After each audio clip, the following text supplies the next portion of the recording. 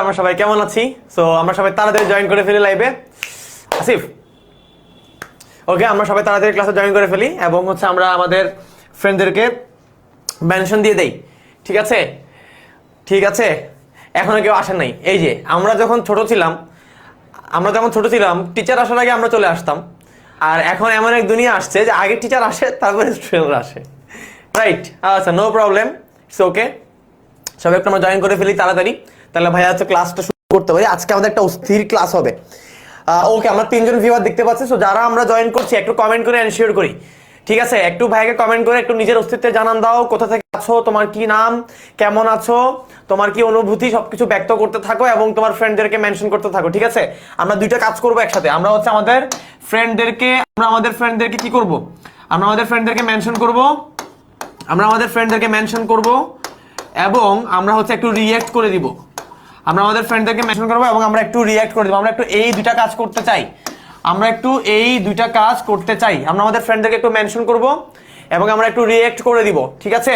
সবাই একটু লাল, নীল, সবুজ, হলুদ, বেনিয়া সহ কলা একটু রিঅ্যাক্ট করে দেন এবং ফ্রেন্ডদেরকে মেনশন করে দেন, ঠিক আছে? আমি একটু দেখি এভরিওয়ান মেনশন দিতে পারি কিনা, আমি একটু চেষ্টা করি।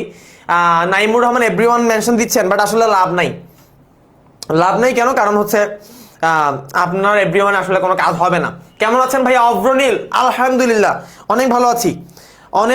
আপনি কেমন আছেন ভাইয়া বলেন? ঠিক আছে, আমি একটু এভরিওয়ান মেনশন মারতে পারে কিনা দেখি। যতটুকু আমি জানি যে একটা গ্রুপে একদিনে একটা এভরিওয়ান মেনশন মারা যায়। আমি অলরেডি আজকে একটা মেরে দিছি, সো আজকে মনে হয় আর মারতে পারবো না, রাইট? এখন আর হবে না, নো প্রবলেম। আমি মারতে পারতেছি না, বাট আপনারা একটু মেনশন করে দেন সবাই একটু মেনশন দিয়ে দেন। আমরা সবাই জয়েন করে ফেলি। আমাদের আজকে অস্থির একটা ক্লাস হবে। আজকে আমরা একটা ফাটাফাটি ক্লাস করব, ঠিক আছে? আজকে আমরা একটা অস্থির এবং ফাটাফাটি ক্লাস করব। আজকে আমরা একটা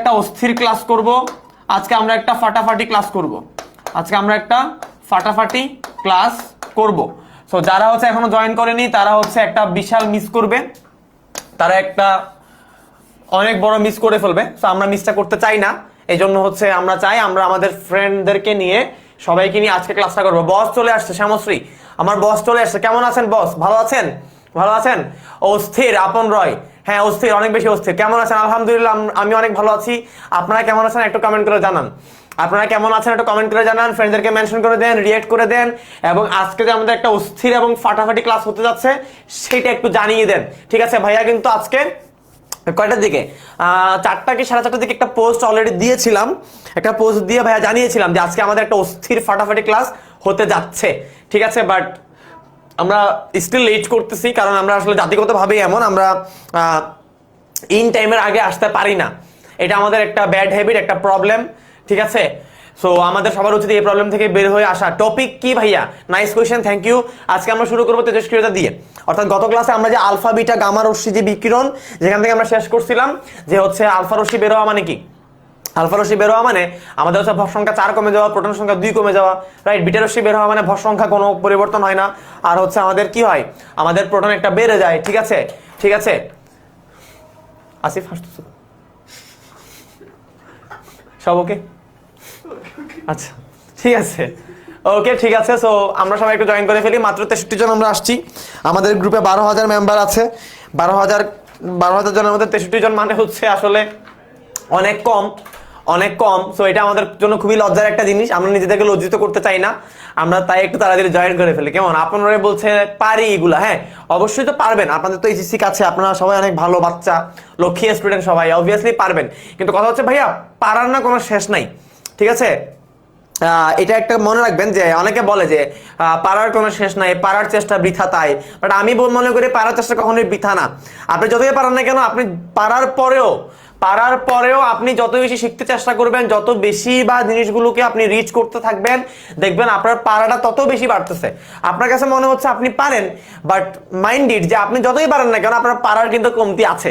আপনি পারেন ঠিক আছে, বাট পারার পরে আপনি যখন আরো একবার পড়বেন দেখবেন আপনি আরো বেশি পারতেছেন, এরপরে যখন আরো পড়বেন দেখবেন আরো বেশি পারতেছেন, ঠিক আছে?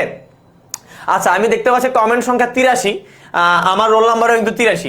মানে বুয়েটে আমার আইডি হচ্ছে 1806083, ঠিক আছে? So role 83। সো 83টা দেখলেই মানে একটু মানে একটু লাগে আর কি মনে এসে যে বুয়েটের রোল 83, এই রোল নাম্বার জিনিসটা খুবই ইম্পর্টেন্ট একটা জিনিস আমাদের সবসময় মনে থাকে। আমার এনডিসি রোল নাম্বার আর বুয়েটের রোল নাম্বার, এই দুইটা রোল নাম্বার হচ্ছে ইউনিক রোল নাম্বার। এই রোল নাম্বারগুলো অলওয়েজ মানে সামথিং রিয়েলি ডিফারেন্ট আমার জন্য, ঠিক আছে। এই রোল নাম্বারের যে ডিজিটগুলো এগুলো আসলে যে কোনো জায়গাতে দেখলে যে মনে করে এই তো আমার রোল নাম্বার দেখা যাচ্ছে। আচ্ছা ঠিক আছে, আসসালামু আলাইকুম আমিনা বেগম। ওয়ালাইকুম আসসালাম। জি ভাইয়া ঠিক বলছেন। হ্যাঁ ভাইয়া আমি জানি, আমি সবসময় ঠিক কথা বলি, ঠিক আছে। আচ্ছা আপনারা যেহেতু এখনো সবাই আসেন নাই, সবাই চলে আসেন, ততক্ষণ আমি একটু জুস খাই, কেমন? অফিস থেকে ফ্রুটও নিয়ে আসছে, একটু করে ফ্রুটও খেয়ে নিলাম। আচ্ছা আমাকে আপনারা কে কে বলতে পারবেন যে আমি এখন জুসটা কেন খাচ্ছি, বলেন দেখি। আমি যদি আপনাদের ফিজিক্স ইনস্ট্রাক্টর, যদিও হচ্ছে ফিজিক্স পড়াই, বাট ভাইয়া কিন্তু বায়োলজিতে অনেক ভালো ছিলাম, ঠিক আছে। বোটানি জুওলজি দুইটাতে অনেক ভালো ছিলাম, এবং একটা সময় আমার ডাক্তার হওয়ার কথা ছিল, বাট কেন জানি ভুল করে না শুদ্ধ করে জানি না, ডাক্তারটা হই নাই, ইঞ্জিনিয়ার হইতে চলে আসছি বুয়েটে। যদিও ইঞ্জিনিয়ারও হওয়ার ইচ্ছা নাই। তোমরা বলবো যে ভাইয়া বুয়েটে পড়তেছেন, ইঞ্জিনিয়ারিং পড়তেছেন, কিন্তু ইঞ্জিনিয়ার হওয়ার ইচ্ছা নাই, এটা কেমন কথা? আচ্ছা ইঞ্জিনিয়ার হওয়ার ইচ্ছা নাই কারণ হচ্ছে কি যে ইঞ্জিনিয়ারিং জিনিসটা টোটালি একটু ডিফারেন্ট জিনিস, ঠিক আছে। তো আমার কাছে কেন জানি মনে হয় আমি আর কি কমপ্লিট বা 100% পারফেক্ট ইঞ্জিনিয়ারিং ম্যাটেরিয়াল না, আমি একটু পিওর ম্যাটেরিয়াল। এই যে আপনাদেরকে পড়াশোনাগুলো করাই, একটু পিওর জিনিস, একটু পিওর ফিজিক্স, পিওর ম্যাথমেটিক্স, এই জিনিসগুলা। বুয়েটে চান্স পাওয়ার গল্প শুনতে চাই ইনশাআল্লাহ, শুধুমাত্র একদিন কেবলমাত্র হচ্ছে বুয়েটে চান্স পাওয়ার গল্প নিয়েই আমি লাইভে আসবো, নো প্রবলেম, ঠিক আছে। বুয়েট থেকে লাইভে আসবো, যান ভাইয়া সময় করে আপনাদেরকে জানিয়ে দিব, বুয়েট থেকেই লাইভে আসবো, জিমি ভাইয়া সহ আসবো, যান, ঠিক আছে। আরো কয়েকজন সহ একসাথে মিলেই আসবো, যান, ঠিক আছে। আসবো, শুধুমাত্র বুয়েট না, পুরা সারা জীবনের গল্পই আপনাদেরকে শোনাইতে চাই, ঠিক আছে। কারণ আপনারা সবাই গল্প শুনতে পছন্দ করেন, আমি জানি। আমি নিজেও যখন আপনাদের জায়গাতে ছিলাম, আমিও আমার ভাইয়াদের গল্প শুনতে পছন্দ করতাম, এটা খুবই স্বাভাবিক জিনিস। আসবো ইনশাল্লাহ।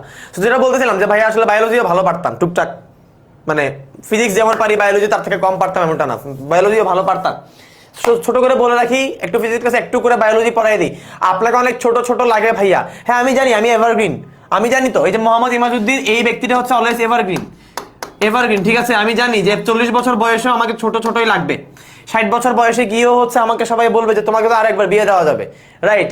আমি জানি আমি ছোটই লাগে আমাকে, আমি সারা জীবন এরকম ছোটই থাকতে চাই ভাই। বয়স বাড়ার দরকার নাই, বয়স যত কম থাকবে, যত দেখতে ছোট লাগবে, তত বেশি কি হবে, তত বেশি নিজের মধ্যে আরাম লাগবে যে হ্যাঁ আমার বয়স বাড়ে নাই। যে আমার সাথে আমার যারা ফ্রেন্ডরা আছে ওদেরকে দেখলেই বোঝা যায় ওরা বুড়ো হয়ে গেছে, এবং ওরা নিজেরাও বলে ভাই আয়নার সামনে গেলে দেখে যে কি রে ভাই কি অবস্থা, মাত্র এখনো গ্রাজুয়েশনই করি নাই, এর মধ্যেই চেহারা সুরত কেমন জানি বুড়া হয়ে গেছে। বাট আমার কিন্তু হয় নাই। আমি জানি আমি এখনো কলেজে ভর্তি হইলে আমাকে দেখতে কলেজের স্টুডেন্ট লাগবে, আমি জানি, এবং আমি হচ্ছে এটা নিয়ে আনন্দিত, ঠিক আছে। এটা ভালো জিনিস ভাই, তোমরা আমাকে কেন বুড়াই বানাই দিতে চাও? আমি একটা জিনিস বুঝি না, সবাই বলে ছোট লাগে, মানে তোমাদের কথা শুনলে মনে হয় যে তোমরা আমাদেরকে বুড়া বানাই দিতে চাও ভাই। কিন্তু একটা মানুষ বুড়া হয়ে গেলে কিন্তু হচ্ছে মানে তার কি বলে, তার এনার্জি কমে যায়, তার মেধা কমে যায়, মনন কমে যায়, শক্তি কমে যায়, দরকার নাই তো। আমি অলওয়েজ জোয়ান থাকতে চাই, ঠিক আছে। এই যে তাইজুল ইসলাম সাগর, এই যে দেখছেন, এই যে মাথার মধ্যে এই কুটবুদ্ধি গুলা কিন্তু আপনার মতো মানুষেরই কিন্তু খেলে, আমার মাথায় কিন্তু এই কুটবুদ্ধি আসা নাই। বস আগের দিনের পিকটা কেমন ছিল আমাকে ক্রেডিট দেন। আচ্ছা পিকটা ভালো ছিল, দিব না ক্রেডিট, ঠিক আছে, থ্যাংক ইউ। পিকটা ভালো ছিল, কিন্তু কথা হচ্ছে পিকটা ভালো থাকার জন্য যার পিক তুলছেন তাকে তো দেখতে সুন্দর থাকতে হবে, তাই না? লাইক আমি যদি দেখতে সুন্দর না হইতাম তাহলে কিন্তু পিকটা ভালো আসতো না। শ্যামশ্রী, তো এখানে কিন্তু আরো বিষয় আছে, ঠিক আছে। এখানে কিন্তু প্রথম ক্রেডিট আমার, পরের ক্রেডিট আপনার। আচ্ছা ছোট্ট করে বলিনি, জুসের মধ্যে কি থাকে জানেন? জুসের মধ্যে থাকে হচ্ছে কার্বোহাইড্রেট, ঠিক আছে। এই কার্বোহাইড্রেট আমাদের মস্তিষ্কে ইনস্ট্যান্ট অক্সিজেন সাপ্লাই করতে পারে। তো এই জন্য আমি যখন কোনো ক্লাস নিতে আসি, আমি অলওয়েজ চেষ্টা করি ক্লাস নেওয়া শুরু করার আগে অল্প কিছু খাওয়া দাওয়া করে আসার, মানে অনেক বেশি খাওয়া দাওয়া করে পেট ভারী করে আসবো বিষয়টা এমন না, অল্প কিছু খাওয়া দাওয়া করে আসার ম্যাক্সিমাম টাইমে চেষ্টা করি যে কার্বোহাইড্রেট জাতীয় কিছু একটা খাওয়ার। তাহলে যেটা হয় যে ব্রেনের মধ্যে ইনস্ট্যান্ট একটা কি হয়, অক্সিজেন সাপ্লাই হয়, আমার ব্রেনটা ঠিকঠাক থাকে, আমি নর্মাল স্বাচ্ছন্দ্য বোধ করতে থাকি, নর্মাল ফিল করতে থাকি, এবং আমি একটা সুন্দর একটা কি যে ক্লাস নিতে পারি, ঠিক আছে। সো তোমরাও এই জিনিসটা চেষ্টা করবে যে ক্লাসে বসার আগে ছোট্টখাটো কিছু জিনিসপত্র খেয়ে আসা, লাইক কেক খেয়ে আসা, বা একটা মিষ্টি খেয়ে আসা, বা ধরো যে একটু নাস্তা করে আসা, একটা জুস খেয়ে আসা, ঠিক আছে। সো এই জিনিসগুলো আর কি। ফ্রুট মিষ্টি কুমড়া দিয়ে বানায়, আমার কোনো মাথা ব্যথা নেই ভাই, মিষ্টি কুমড়া দিয়ে বানাক আর যেই কুমড়া দিয়ে বানাক, নো প্রবলেম, আমি খাইতে পারলেই হয়েছে। এটা একটা মিষ্টি জিনিস, এটার মধ্যে হচ্ছে কার্বোহাইড্রেট আছে। এই কার্বোহাইড্রেটটা পেলে আমি ক্লাস নেওয়ার জন্য একটু এনার্জেটিক ফিল করি, এখানে সাইকোলজিক্যাল বিষয়ও আছে, বায়োলজিক্যাল বিষয় তো আছেই, ঠিক আছে। সো আপনারাও একটু ক্লাসে শুরু করার আগে, ক্লাসে আসার আগে একটু খাওয়া দাওয়া করে আসবেন। চলেন শুরু করে দেই, ঠিক আছে। ভাইয়া কোন ইয়ারে পড়েন? ভাইয়া 4th ইয়ারে উঠবো, 3-2 পড়ছি, 3rd ইয়ার 2nd সেমিস্টারে পড়ছি, কয়দিন পরে 4th ইয়ারে উঠবো। চলেন শুরু করে দেই। ওকে, তাহলে আমাদের আজকের ক্লাসে প্রথম টপিকটা হচ্ছে ক্ষয় অথবা ডিকে, ঠিক আছে। ক্ষয় অথবা কি? ডিকে। দেখেন, ক্ষয় অথবা ডিকে। আচ্ছা, ক্ষয় মানে কি ভাইয়া? ক্ষয় মানে হচ্ছে, খেয়াল করেন, ক্ষয় কখন হয়? কখন ক্ষয় হয়? যখন হচ্ছে আমাদের কাছে তেজস্ক্রিয় এলিমেন্ট থাকে, তেজস্ক্রিয় মৌল বা তেজস্ক্রিয় পরমাণু থাকে। তেজস্ক্রিয়তা মানে কি? তেজস্ক্রিয়তা মানে হচ্ছে, ভাইয়া ফ্রুটো খাই তাই এখন ইয়াং, এই জন্য ইমাজ ভাইয়া ফ্রুটো খাচ্ছে। আচ্ছা ঠিক আছে, আমরা এখন একটু পড়াশোনায় মনোযোগ দিই। কেমন কেমন সবাই একটু পড়াশোনায় মনোযোগ দেই, সবাইকে মেনশন করে দেই, আমরা একটু বই খাতা নিয়ে রেডি হয়ে যাই তাড়াতাড়ি। দেখেন, ক্ষয় বা ডিকে মানে হচ্ছে পরমাণুর ভাঙ্গন। ক্ষয় বা ডিকে মানে হচ্ছে পরমাণুর কি? ভাঙ্গন। পরমাণু ভাঙ্গন মানে কি? পরমাণুটা ভেঙে যাওয়া। ভাইয়া পরমাণু ভেঙে যাওয়া বলতে কি বোঝায়? সবাই একটু বলো, পরমাণুর ভাঙ্গন বলতে কি বোঝায়? সবাই কি বলতে পারবে? আমাকে কমেন্টে তোমরা বলতে পারবে যে ভাইয়া পরমাণুর ভাঙ্গন কথাটার মানে কি? পরমাণুর ভাঙ্গন কথাটার মানে কি? পরমাণুর ভাঙ্গন কথাটার মানে হচ্ছে পরমাণুর নিউক্লিয়াসের পরিবর্তন। পরমাণুর ভাঙ্গন কথাটার মানে হচ্ছে পরমাণুর নিউক্লিয়াসের পরিবর্তন, ঠিক আছে। একটা পরমাণুতে মোহাম্মদ আলী বলছে জুস খেয়ে মাথা ব্যথা করে কেন? তাহলে এটা আপনার বায়োলজিক্যাল কোন একটা হয়তো বা ফ্যাক্ট। সবার ফ্যাক্ট তো একরকম না, এক একজনের ফ্যাক্ট এক এক রকম থাকে। ওকে, আমরা একটু পরে আসি, আমরা এখন বাড়তি কথা বলবো না। আজকে পুরো ক্লাসটা আমরা একদম রোলার কোস্টার ক্লাস করবো। দেখেন, পরমাণুর ভাঙ্গন মানে হচ্ছে পরমাণুটা চেঞ্জ হওয়া। পরমাণুটা কি হওয়া? চেঞ্জ হওয়া। এবারে আপনারা আমাকে বলেন, পরমাণুটা চেঞ্জ হওয়া মানে কি? পরমাণু চেঞ্জ হওয়া কথাটা মানে হচ্ছে পরমাণুর সেলফটা চেঞ্জ হয়ে যাওয়া, পরমাণুর ধরনটা চেঞ্জ হয়ে যাওয়া। ভাইয়া বলেন, পরমাণুর ধরনটা কার উপর নির্ভর করে? বলেন, পরমাণুর ধরনটা কার উপর নির্ভর করে ভাইয়া? ইলেকট্রনের উপরে নাকি প্রোটনের উপরে নাকি নিউট্রনের উপরে? বলেন, খেয়াল করে দেখেন, একটা পরমাণুতে যদি 2টা ইলেকট্রন চলে যায় পরমাণুটা থেকে, সেই পরমাণু চেঞ্জ হয় না। হাইড্রোজেনই থাকে, কার্বনই থাকে, সোডিয়ামই থাকে, ঠিক আছে। সোডিয়ামে আমরা জানি ইলেকট্রন কয়টা? 11টা। ক্যালসিয়ামে কয়টা? 20টা। একটা দুটো যদি ইলেকট্রন চলেও যায়, সেই পরমাণু কিন্তু ভাইয়া চেঞ্জ হয় না, ঠিক আছে। সেই পরমাণু চেঞ্জ হয় না। আবার যদি বাড়তি ইলেকট্রন আসে, সেই ইলেকট্রন আসার কারণে পরমাণুটা চেঞ্জ হয় না। অর্থাৎ আমরা বলতে পারি যে ইলেকট্রন গ্রহণ বা ইলেকট্রন ত্যাগ, এই ঘটনাগুলোর কারণে কোনো পরমাণু চেঞ্জ হয় না। সে হাইড্রোজেন থেকে হিলিয়াম হয়ে যায় না, হিলিয়াম থেকে হাইড্রোজেন হয়ে যায় না, কার্বন থেকে নাইট্রোজেন হয়ে যায় না সে, বা কার্বন থেকে হিলিয়ামে পরিণত হয় না, রাইট। আচ্ছা, কিন্তু যদি পরমাণুর প্রোটন সংখ্যা চেঞ্জ হয়, অর্থাৎ প্রোটন বাড়ে বা কমে অথবা নিউট্রন বাড়ে বা কমে, তাহলে কি হয় বলেন তো? প্রোটন সংখ্যা যদি চেঞ্জ হয়, যদি হচ্ছে প্রোটন সংখ্যা চেঞ্জ হয় অথবা নিউট্রন সংখ্যা চেঞ্জ হয়, যদি প্রোটন এবং নিউট্রন এই দুইজনের উভয়েই বা যে কোনো একজন যদি চেঞ্জ হয়, তাহলে কি হয় বলেন তো? তাহলে পরমাণু নিউক্লিয়াসটা চেঞ্জ হয়ে যায়। এই পরমাণু নিউক্লিয়াসটা চেঞ্জ হওয়া মানেই তাকে বলা হয় পরমাণুর ভাঙ্গন। কথাটা বুঝতে হবে। তাহলে এই যে ভাঙ্গন বা ক্ষয়, এটা কার হয়? এটা তেজস্ক্রিয়তার হয়। কার হয়? এই যে আমি অলওয়েজ সুন্দর থাকতে চাই, হ্যাঁ আমিও চাই, আমি এই জন্য একটু মেনটেন করার চেষ্টা করি। এবং দেখেন, আমি কিন্তু সবসময় এরকম ছোটখাটো কি বলবো, আমি একটু শুকনো আমি জানি, বাট আমি এভাবেই থাকতে চাই, আমার এটাই ভালো লাগে, ঠিক আছে। একটু হেলদি হলে, একটু ভারী হলে, যারা ভারী বা যারা একটু হেলদি তারাই বলে যে চলাফেরাতে মুভমেন্টে অনেক প্রবলেম হয়। আমি একটু শুকনা, কিন্তু আমার কিন্তু আলহামদুলিল্লাহ এনার্জির কোনো কমতি নেই, ঠিক আছে। আমি মানে ইচ্ছা করলে আপনাদেরকে আমি 24 ঘন্টার মধ্যে 24 ঘন্টায় ক্লাস নিতে পারবো, ঠিক আছে। শুধুমাত্র ক্লাস না, আপনারা হচ্ছে যাই দিবেন আমি তাই করতে পারবো, নো প্রবলেম, ঠিক আছে। আমি আলহামদুলিল্লাহ বেশ এনার্জেটিক থাকতে পারি। আগে আরো বেশি থাকতে পারতাম, ইদানিং একটু কম পারি প্রেশারের কারণে। যাই হোক, দেখেন, তাহলে ভাঙ্গন মানে অলওয়েজ বুঝবেন পরমাণুটা চেঞ্জ হওয়া। আর পরমাণু চেঞ্জ হওয়া মানে পরমাণুর নিউক্লিয়াস চেঞ্জ হওয়া। পরমাণুর নিউক্লিয়াস চেঞ্জ হওয়া মানে পরমাণুর নিউক্লিয়াসে কে কে থাকে? প্রোটন এবং নিউট্রন থাকে। তাহলে পরমাণুর চেঞ্জ হওয়া মানে পরমাণুর নিউক্লিয়াসের চেঞ্জ হওয়া। আর নিউক্লিয়াসের চেঞ্জ হওয়া মানে কি? নিউক্লিয়াসের চেঞ্জ হওয়া মানে হচ্ছে প্রোটন এবং কি নিউট্রনের কি হওয়া? চেঞ্জ হওয়া, ঠিক আছে। প্রোটন এবং নিউট্রনের চেঞ্জ হওয়া মানে কি? প্রোটন এবং নিউট্রনের চেঞ্জ হওয়া মানে প্রোটনের সংখ্যা এবং নিউট্রনের সংখ্যা কম বেশি হওয়া, আদান প্রদান হওয়া, ত্যাগ করা বা গ্রহণ করা, ঠিক আছে। তাহলে আমরা দেখলাম যে আমরা আসলে ইলেকট্রন ত্যাগ করতে পারি, গ্রহণ করতে পারি। 24 ঘন্টা খাইতে পারবেন? খাওয়া কি কোনো কাজ? আমরা কি খাওয়াকে কাজ হিসেবে ধরি? খাওয়া কিন্তু ফিজিক্সের ভাষায় তো কোনো কাজ না, আর নর্মাল প্র্যাকটিক্যাল ভাষায়ও খাওয়া কোনো কাজ না, খাওয়া হচ্ছে খাওয়া, ঠিক আছে? কাজ মানে বুঝাইছি খাওয়ার কারণে যে শক্তিটা পাই সেই শক্তিটাকে ইউজ করে অন্য কিছু করা, রাইট? আচ্ছা, নিউক্লিয়াস কেন ভাঙে, প্রোটন কেন কমে যায়? সুন্দর কোশ্চেন রিয়াজুল ইসলাম।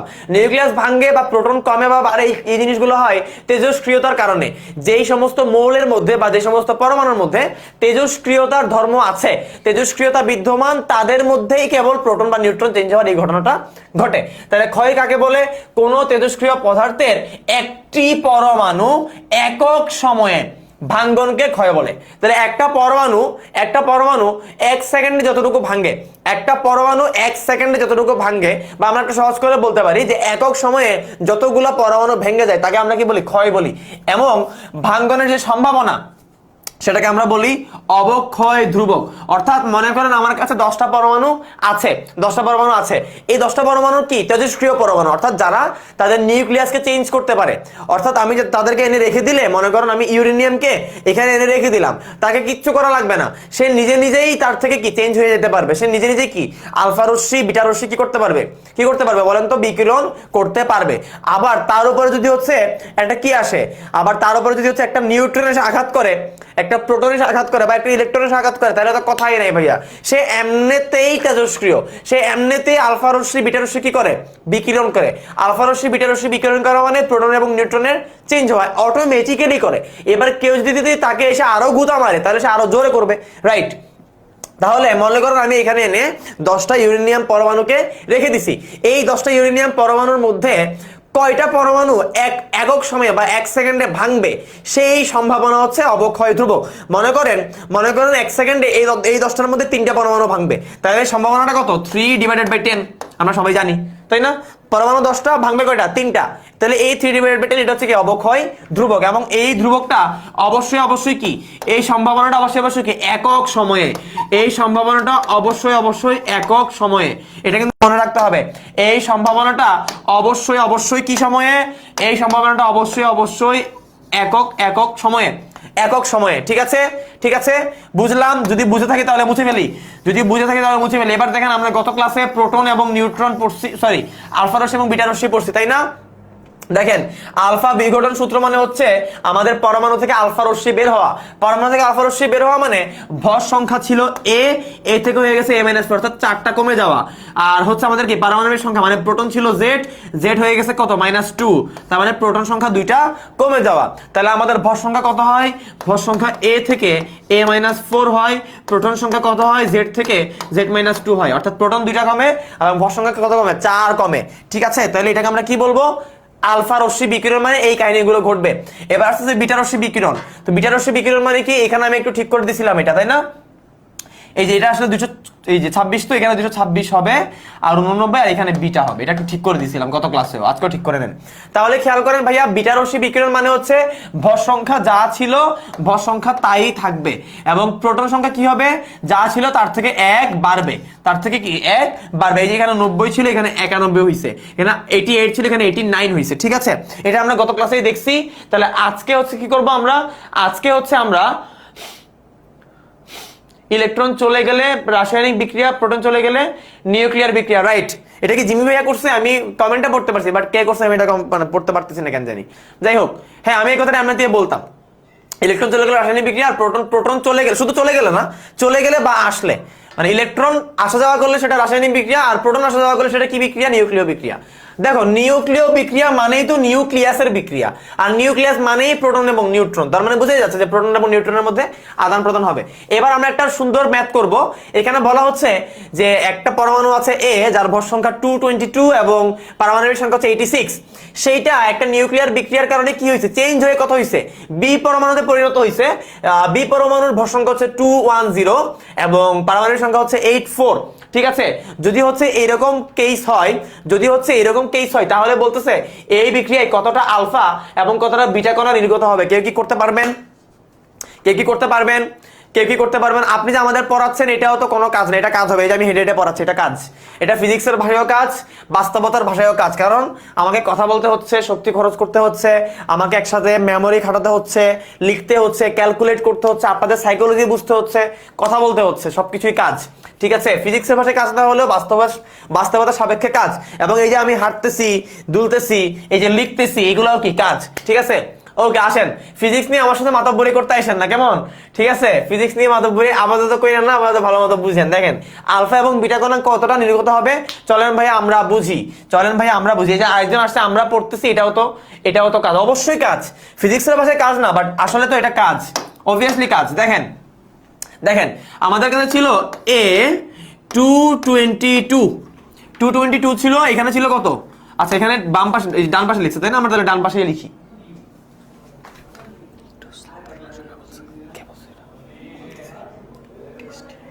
আচ্ছা ঠিক আছে, ওকে ঠিক আছে। আমাদের কাছে আছে এ পরমাণু, তাহলে এ পরমাণুতে আমাদের ভর সংখ্যা কত ভাইয়া? 222। ওকে, আর আমাদের পারমাণবিক সংখ্যা কত ভাইয়া? 86। এটা কি হইছে? চেঞ্জ হয়ে কত হইছে? বি পরমাণুতে পরিণত হইছে, যার ভর সংখ্যা হচ্ছে 210 এবং পারমাণবিক সংখ্যা হচ্ছে 84। তাহলে আপনারা আমাকে বলবেন আমার ভর সংখ্যা ছিল 222, সেখান থেকে ভর সংখ্যা হইছে কত? কমে 210। তাহলে ভর সংখ্যা কতটুকু কমছে? বলেন ভর সংখ্যা কতটুকু কমছে? তাহলে আমরা লিখবো ভর সংখ্যা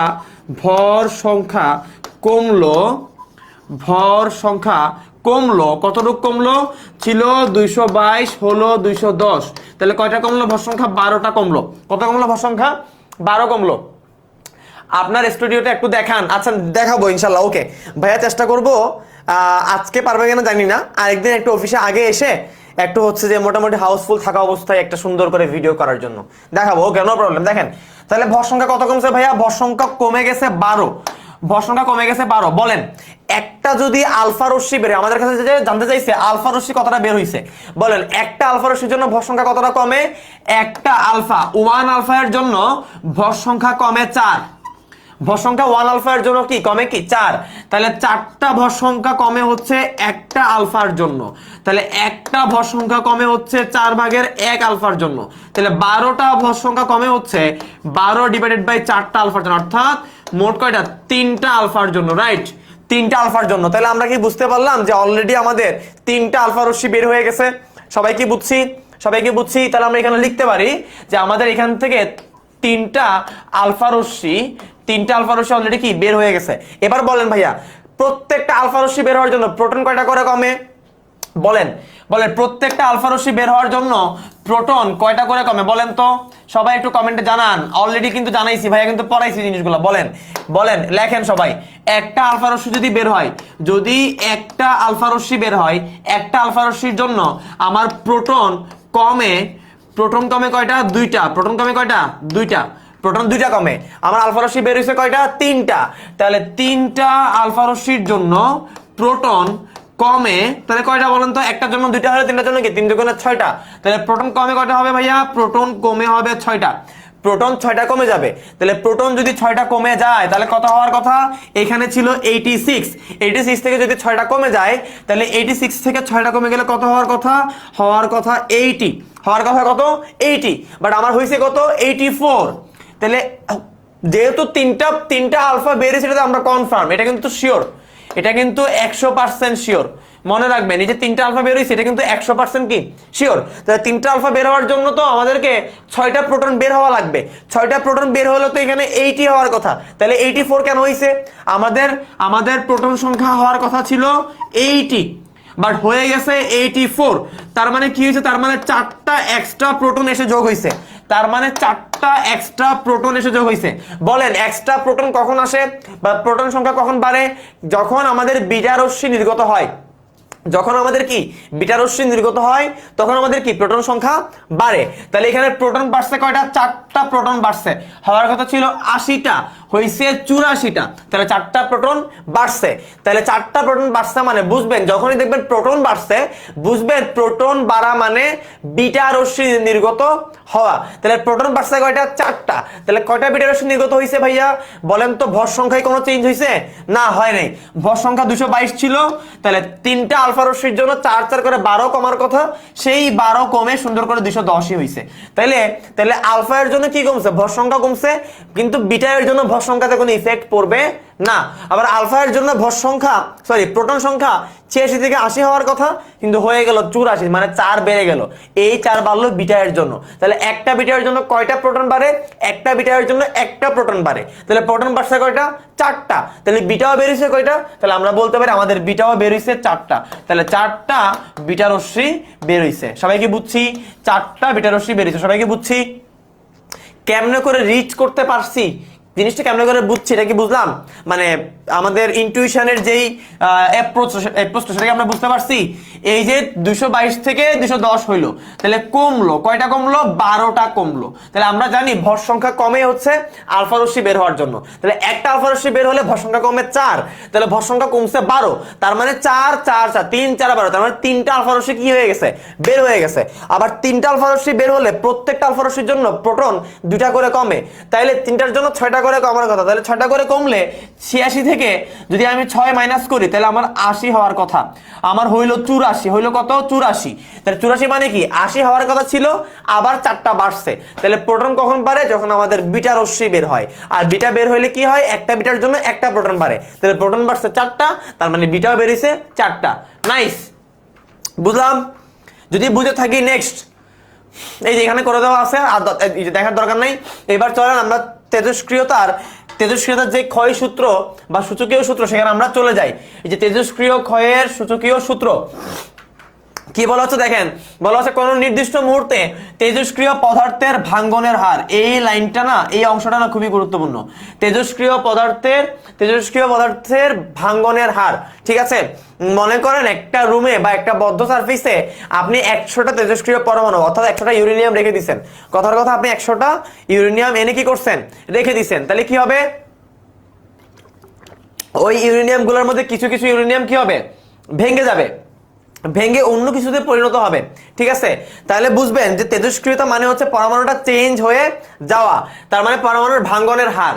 এখন এই ভাঙ্গনের হারটা কার উপর নির্ভর করে? ভাঙ্গনের হারটা নির্ভর করে ওই মুহূর্তে, মানে যে মুহূর্তে ভাঙতেছে ওই মুহূর্তে যতগুলা অক্ষত পরমাণু আছে তার সংখ্যার সমানুপাতিক।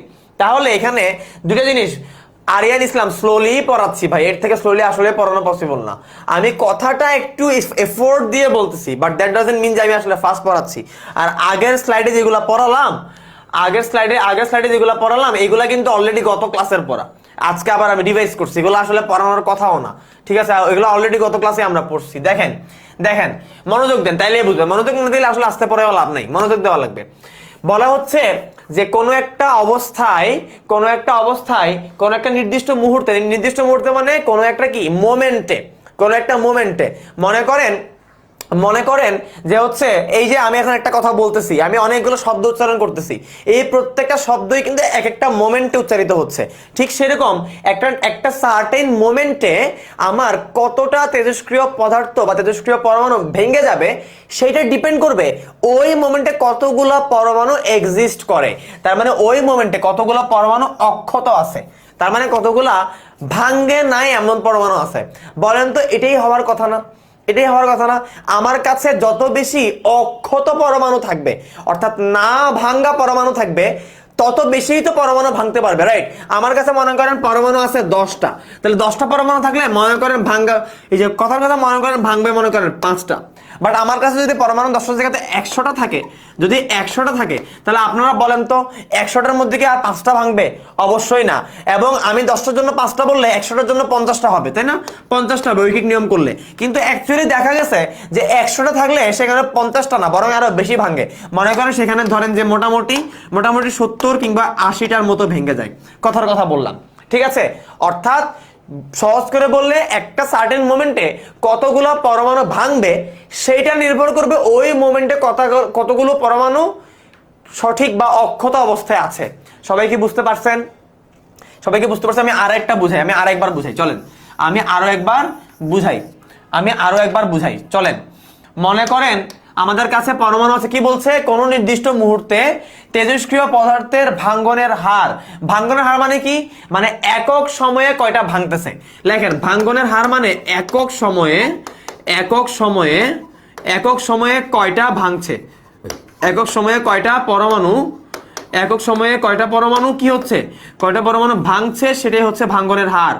একক সময়ে কয়টা পরমাণু ভাঙছে সেটাই কি ভাঙ্গনের হার। যখনই দেখবেন হার, হয়কার হার, অহার, এই হার মানে কিন্তু ডিফিট না, পরাজিত হওয়া না। এই হার মানে হচ্ছে একক সময়ে, আসলে মানে হচ্ছে আমাদের 1 ইউনিট টাইমের মধ্যে কতগুলো পরমাণু কি হচ্ছে, কতগুলো পরমাণু ভেঙে যাচ্ছে। তাহলে এখন কথা হচ্ছে কতগুলো পরমাণু ভাঙবে, এটা আমরা কিভাবে বুঝবো? বা এই ভাঙ্গাটা কিসের উপর নির্ভর করবে? এই ভাঙ্গাটা শ্যামশ্রী বলতেছে গলার হার। এই যে মেয়ে মানুষ তো এগুলাই বলবে, ঠিক আছে? মেয়ে মানুষদের কাছে হার মানে গলার হারই হবে, ঠিক আছে? আমি জানতাম যে কেউ না কেউ কমেন্ট করবে। দেখেন তাহলে একটা সার্টেন মোমেন্টে তেজস্ক্রিয় পদার্থ কতটুকু ভেঙে যাবে, সেই ভেঙে যাওয়ার যে অনুপাতটা বা রেশিওটা, সেই রেশিওটা হচ্ছে আসলে কি ওই মুহূর্তে কতগুলো পরমাণু অক্ষত অবস্থায় আছে তার সমানুপাতিক। যেটা বলছিলাম যে আমাদের কাছে আছে মনে করো 10টা পরমাণু থাকলে সেখানে মনে করো 5টা পরমাণু ভাঙবে। যদি মনে করো আমাদের কাছে আছে মনে করো 100টা পরমাণু, তাহলে 100টা পরমাণু চিন্তা করলে তাহলে 10 10 এ 100, তাহলে 10 গুণ বেশি পরমাণু আছে, তাহলে অবভিয়াসলি 10 গুণ বেশি পরমাণু তো ভাঙবেই। তাহলে 10 গুণ বেশি মানে কি 50টা তো ভাঙবেই। দেখা গেছে 50টা থেকে আরো বেশি হয়তো বা ভাঙতে পারে। অর্থাৎ যত বেশি তুমি পরমাণুর সংখ্যা বাড়াবা, অক্ষত পরমাণুর সংখ্যা বাড়াবা, তত বেশি কি হবে, ভেঙে যাওয়ার হারটাও বেড়ে যাবে। 5টা রাখলে সেখানে 2টা ভাঙবে, 10টা রাখলে সেখানে 6টা ভাঙবে, 100টা রাখলে সেখানে 80টা 90টাই ভাঙবে। অর্থাৎ যত বেশি ভাঙতে চান তত বেশি পরমাণু আপনাকে দেওয়া লাগবে, ঠিক আছে? বিষয়টা হচ্ছে আপনার কাছে পরমাণুই নাই, আসো এই হচ্ছে আমাদের আসিফ, আমাদের 10 হচ্ছে সব থেকে কিউট ছেলে, ঠিক আছে? ও বলতেছিল যে হচ্ছে যে আমি যেন ওকে একটু লাইভের মধ্যে এনে যেন ওকে একটু নিয়ে আসি, তো আমি ওকে নিয়ে আসলাম। আমি ওর মনের ইচ্ছা পূরণ করে দিলাম একটু করে। একটা জিনিস চাইছে, এটা কি পূরণ না করে পারা যায় বলো তো? আচ্ছা ওকে, যেটা বলছিলাম ভাইয়া, আমরা একদম ক্লিন এন্ড ক্লিয়ার করে বলি, ঠিক আছে? একটা নির্দিষ্ট মুহূর্তে কোন স্থানে অবস্থিত পরমাণুগুলোর মধ্যে একক সময়ে যেই ভাঙ্গার যে বিষয়টা, অর্থাৎ পরমাণুর ভাঙ্গনের যেই হারটা, সেই হারটা কার উপর ডিপেন্ড করে? সে হারটা ডিপেন্ড করে ওই মুহূর্তে ওই জায়গায় অবস্থিত মোট অক্ষত পরমাণুর সংখ্যার উপরে, এবং সেটা কি সমানুপাতিক। সহজ করে বললে যতগুলো পরমাণু ভাঙ্গে নাই সেই না ভাঙ্গা পরমাণুর সংখ্যার উপরে ভাঙ্গাটা ডিপেন্ড করে। যত বেশি অক্ষত পরমাণু থাকবে তত বেশি ভাঙ্গার সম্ভাবনা বাড়বে, ঠিক আছে? বুঝছেন? আসিফ ভাই তো লজ্জা পাইলো, হ্যাঁ আসিফ ভাই লজ্জা পাইলো, ঠিক আছে? ওকে ঠিক আছে, আমরা কি তাহলে এটুকু বুঝলাম? তাহলে এবার আমরা দেখি, মনে করেন আমাদেরকে বলছে ধরি যে প্রারম্ভিক পরমাণু সংখ্যা, ভাইয়া প্রারম্ভিক পরমাণু মানে একদম শুরুতে, অর্থাৎ তখনও কি হয় নাই, তখনও হচ্ছে পরমাণুটা তেজস্ক্রিয়তাটা শুরু হয় নাই বা ভাঙ্গাটা শুরু হয় নাই। তাহলে একেবারে ইনিশিয়ালি আমার কাছে পরমাণু ছিল n0। তাহলে অলওয়েজ মনে রাখবেন n0 মানে হচ্ছে একদম শুরুতে আমার কাছে কতগুলো পরমাণু ছিল, অর্থাৎ t = 0 সময়ে অক্ষত পরমাণু। n0 মানে হচ্ছে t = 0 সময়ে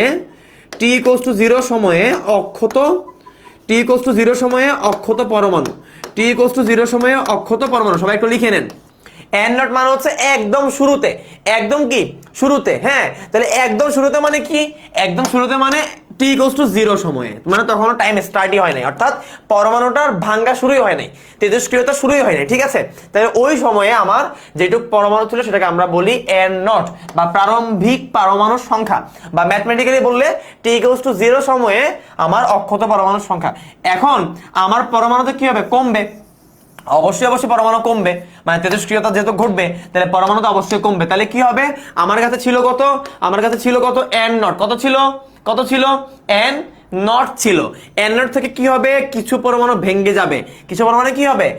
যাবে, তাহলে কতটুকু ভাঙছে বলেন তো? মনে করলাম n0টা ছিল, এখন n সংখ্যক আছে, এখন n সংখ্যক আছে, তাহলে n এর পরিচয় কি বলেন তো? n এর পরিচয় কি বলেন?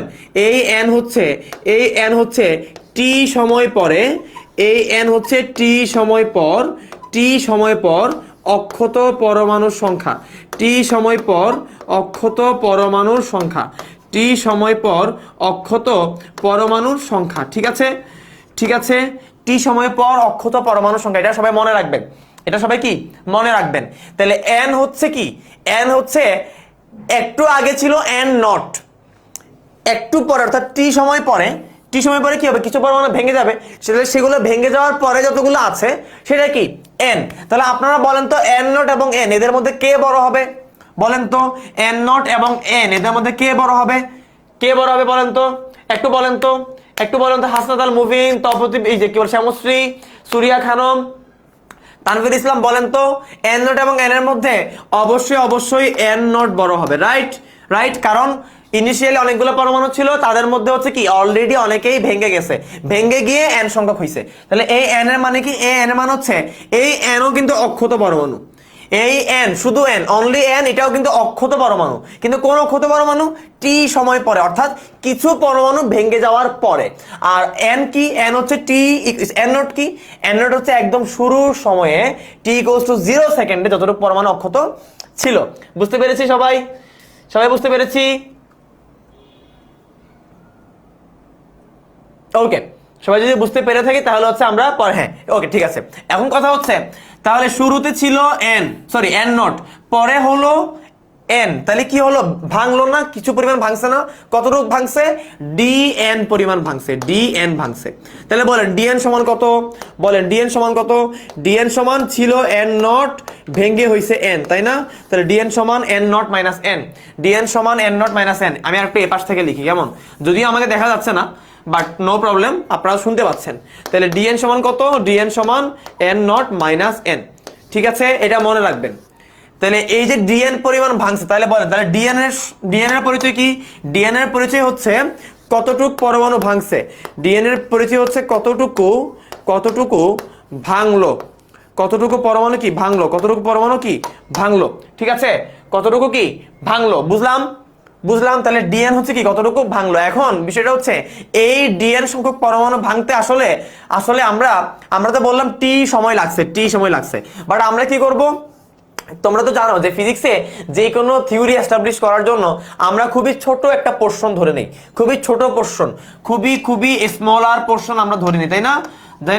as much as smaller possible। তাহলে আমরা সব সময় ফিজিক্সে শুধুমাত্র এখানে না, আমরা যে কোনো জায়গাতে স্মলার পোরশন ধরে কাজ করি। কেন বলতে পারবেন? স্মলার পোরশন ধরে কাজ করি যেন আমাদের এররটা কম হয়, যেন আমাদের কি ভুলটা কম আসে।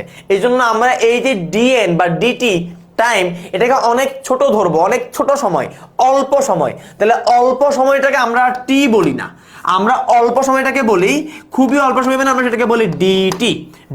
কি বলি? dt বলি। তাহলে এই যে dn সংখ্যক পরমাণু ভেঙে গেছে, এই ভাঙ্গাটা কতটুকু সময় হয়েছে?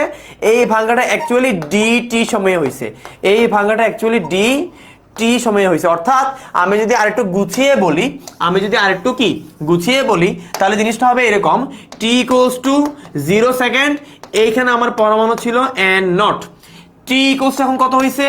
এখন এই যে t = 0 সেকেন্ড থেকে, এই t = 0 সেকেন্ড থেকে এখন কি হয়েছে? এখন হয়েছে t = 0 প্লাস dt, অর্থাৎ dt পরিমাণ টাইম বাড়ছে। তাহলে মাঝখানে টাইম বাড়ছে কত?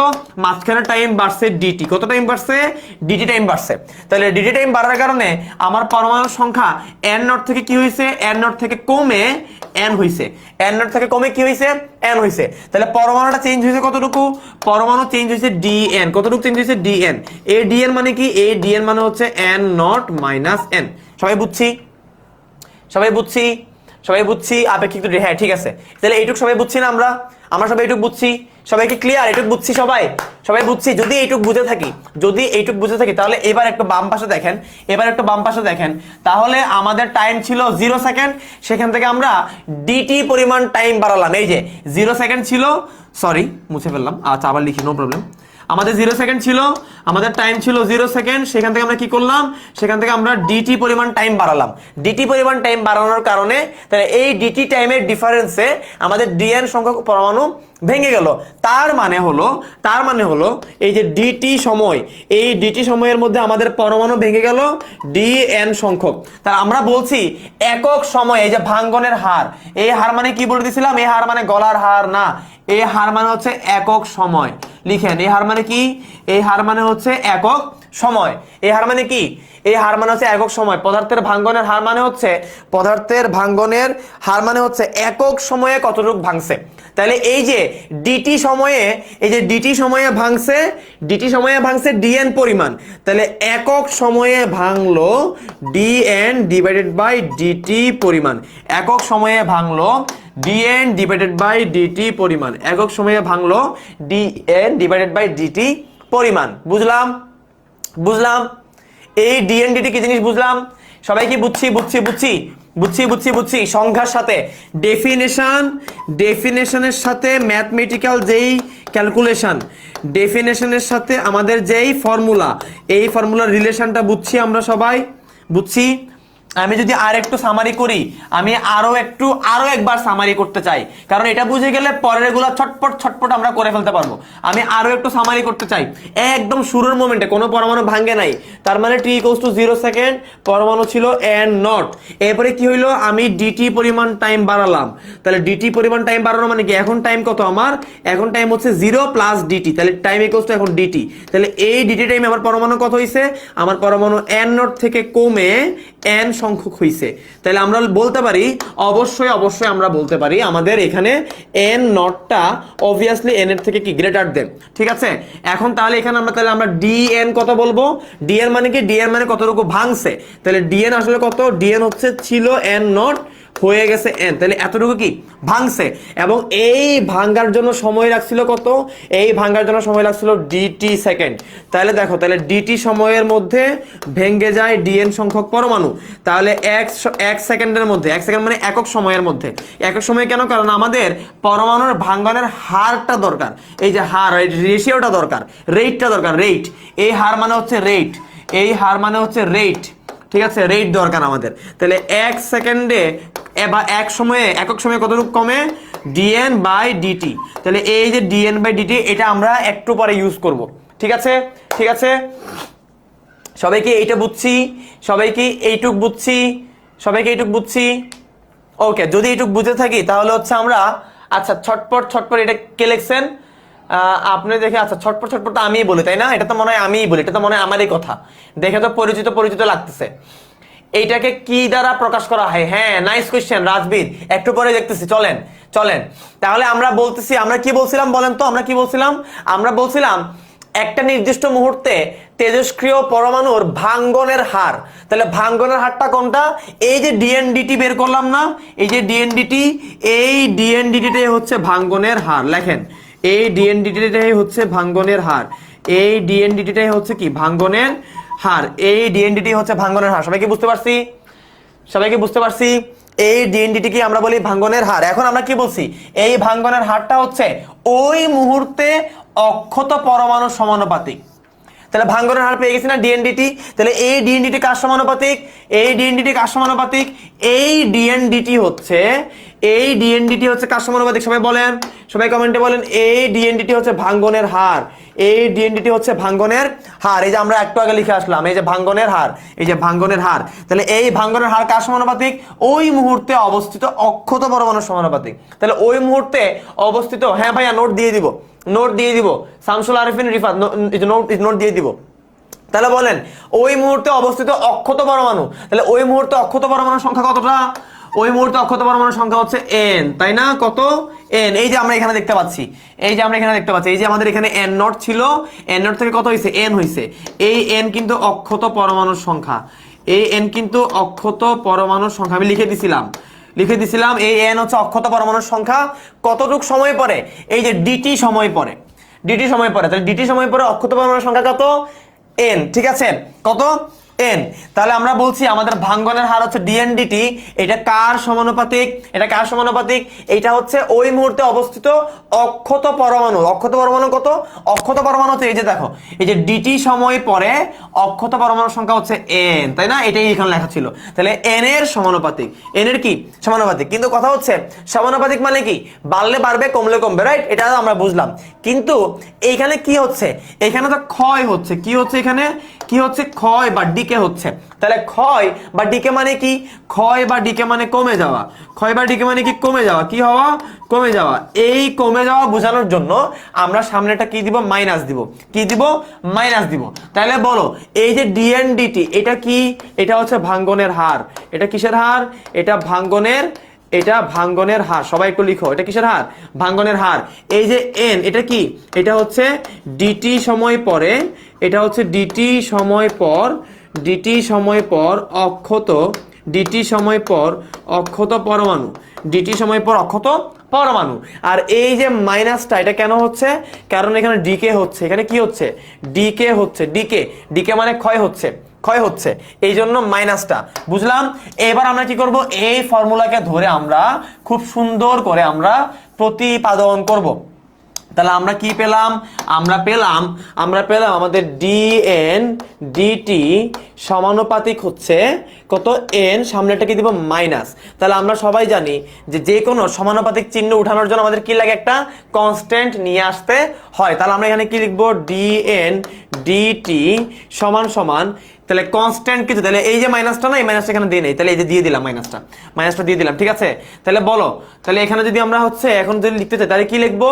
এই যে সমান চিহ্ন লেখার কারণে আমাদেরকে একটা কনস্ট্যান্ট নিয়ে আসতে হবে, ল্যামডা।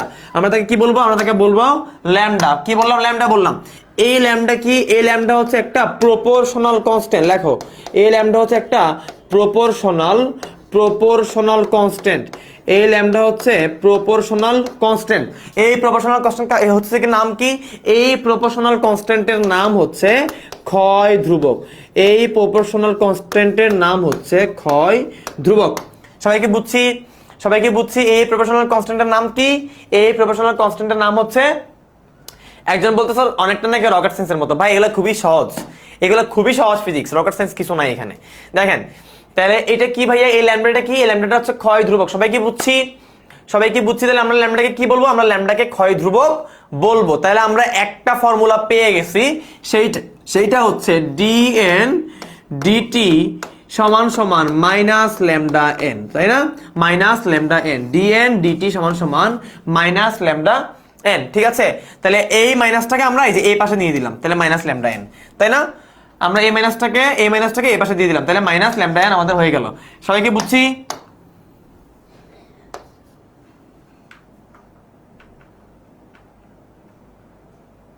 আচ্ছা, জান্নাতুল ফেরদৌস বলছে আগের ক্লাসের নোটগুলো কোথায় পাবো? ভাইয়া গ্রুপে দেওয়া আছে, আপনাদের এইচএসসি 23 সিসি যে গ্রুপটা ওখানে দেওয়া আছে। দেখেন যেই গ্রুপ থেকে আমরা এখন লাইভে আছি ওই গ্রুপে দেওয়া আছে। তাহলে এটা ক্ষয় ধ্রুবক, সবাই বুঝছে কিনা? ক্ষয় ধ্রুবক বুঝছে? আচ্ছা বুঝছি। এবার ক্ষয় ধ্রুবক বুঝতে থাকলে আমরা ক্ষয় ধ্রুবকের প্রপার্টি দেখবো। আপনারা আমাকে বলবেন যে এই ল্যামডা কার উপর ডিপেন্ড করে? বলেন তো, এই ল্যামডা কার উপর ডিপেন্ড করে? বলেন, ল্যামডা কার উপর, ল্যামডা কার উপর নির্ভর করে? বলেন ল্যামডা কার উপর নির্ভর করে? পারবেন? শ্যামশ্রী বলেন ল্যামডা কার উপর নির্ভর করবে? ল্যামডা কার উপর নির্ভর করবে? অলওয়েজ মনে রাখবেন, এই ল্যামডাটা কি? এই ল্যামডাটা হচ্ছে একটা প্রপোর্শনাল কনস্ট্যান্ট। কি একটা প্রপোর্শনাল কনস্ট্যান্ট? সবসময় মনে রাখবেন ফিজিক্সের যে কোনো ফর্মুলাতে যখনই কোনো প্রপোর্শনাল কনস্ট্যান্ট আসবে, ওই প্রপোর্শনাল কনস্ট্যান্টটা ওই ফর্মুলার অন্য কোনো অংশের উপরে ডিপেন্ড করবে না। ওই প্রপোর্শনাল কনস্ট্যান্ট বা হচ্ছে একজন বলতেছে অর্ধায়ু, একজন বলতেছে ডিএনডিটি, না হয়নি। ওই প্রপোর্শনাল কনস্ট্যান্ট ওই ফর্মুলার অন্য কোনো রাশির উপরে ডিপেন্ড করবে না, বরং ওই প্রপোর্শনাল কনস্ট্যান্ট ডিপেন্ড করবে অন্য কিছুর উপরে, যেমন পরিবেশের উপরে, তাপমাত্রার উপরে, মাধ্যমের উপরে, ঠিক আছে? অন্য কিছুর উপরে, এলিমেন্টের উপরে। তাহলে এই ল্যামডা ডিপেন্ড করবে এলিমেন্টের উপরে, এলিমেন্ট। এলিমেন্টের উপরে ডিপেন্ড করবে, অর্থাৎ আপনি কোন পরমাণু আনতেছেন তার উপরে ডিপেন্ড করবে। ইউরেনিয়াম আনলে একরকম হবে, রেডিয়াম আনলে আরেক রকমের হবে, জ্যানন আনলে অন্য রকমের হবে, র্যাডন আনলে আরেক রকমের হবে। বুঝতে পারছেন? এক একটা পরমাণু আনলে এক এক রকমের এলিমেন্ট আনলে এক এক রকম হবে। এই ডিএনডিটির উপরে নির্ভর করবে না, এই এন এর উপর নির্ভর করবে না, নির্ভর করবে একদম ভিন্ন অন্য কিছু একটা উপরে, কোনো একটা এলিমেন্টের উপরে। ঠিক আছে, এটা হচ্ছে মানে আমাদের এই ল্যাম্বডা মানে তেজস্ক্রিয় ধ্রুবকটা ডিপেন্ড করবে এলিমেন্টের উপরে। আর নর্মালি ফিজিক্সের অন্যান্য ফর্মুলাতেও আমাদের যে ধ্রুবকগুলো থাকে, যেমন আমরা যদি বলি যে আমরা যে রোদের সমীকরণ পড়ছি সেখানে আছে আপেক্ষিক রোধ রো। ঠিক আছে, আমরা যে হচ্ছে যে কি বলে এটাকে, যে মহাকর্ষীয় যে আমাদের এই মহাকর্ষ বলের যে ফোর্স ইয়াটা যে ফর্মুলাটা পড়ছি F = G × m1/d², ওখানে আসলে ক্যাপিটাল জি। ঠিক আছে, এই যে এরপর মনে করা হচ্ছে কুলম্ব ফোর্সের মধ্যে সি, তাই না, ক্যাপিটাল সি 9 × 10⁹ শূন্য মাধ্যমে, রাইট। তো এই জিনিসগুলো আসলে চাপ তাপ অনেক কিছুর উপর ডিপেন্ড করতে পারে, কিন্তু মনে রাখবেন কখনোই ওই সূত্রে অবস্থিত অন্য যে জিনিসগুলো আছে তার উপরে ডিপেন্ড করবে না ভাই। ওই জিনিসগুলো বাদ দিয়ে আল্লাহর দিনে অন্য যে কোনো কিছু একটা সে উপরে ডিপেন্ড করতে পারে। তাহলে এখানে সে ডিএনডিটি বা এন এদের কারোর উপরে ডিপেন্ড করবে না, সে ডিপেন্ড করবে সে অ্যাকচুয়ালি কোন এলিমেন্ট নিয়ে কাজ করতেছে সেটা নিয়ে। তাহলে এলিমেন্টের উপরে ডিপেন্ড করবে। বুঝলাম? সবাই কি বুঝলাম? আচ্ছা, যদি বুঝে থাকে তাহলে এবার আমরা একটু দেখি। তাহলে আমরা কি পেলাম ভাইয়া? আমরা পেলাম সুতরাং ডিএন ডিটি সমান মাইনাস ল্যামডা এন।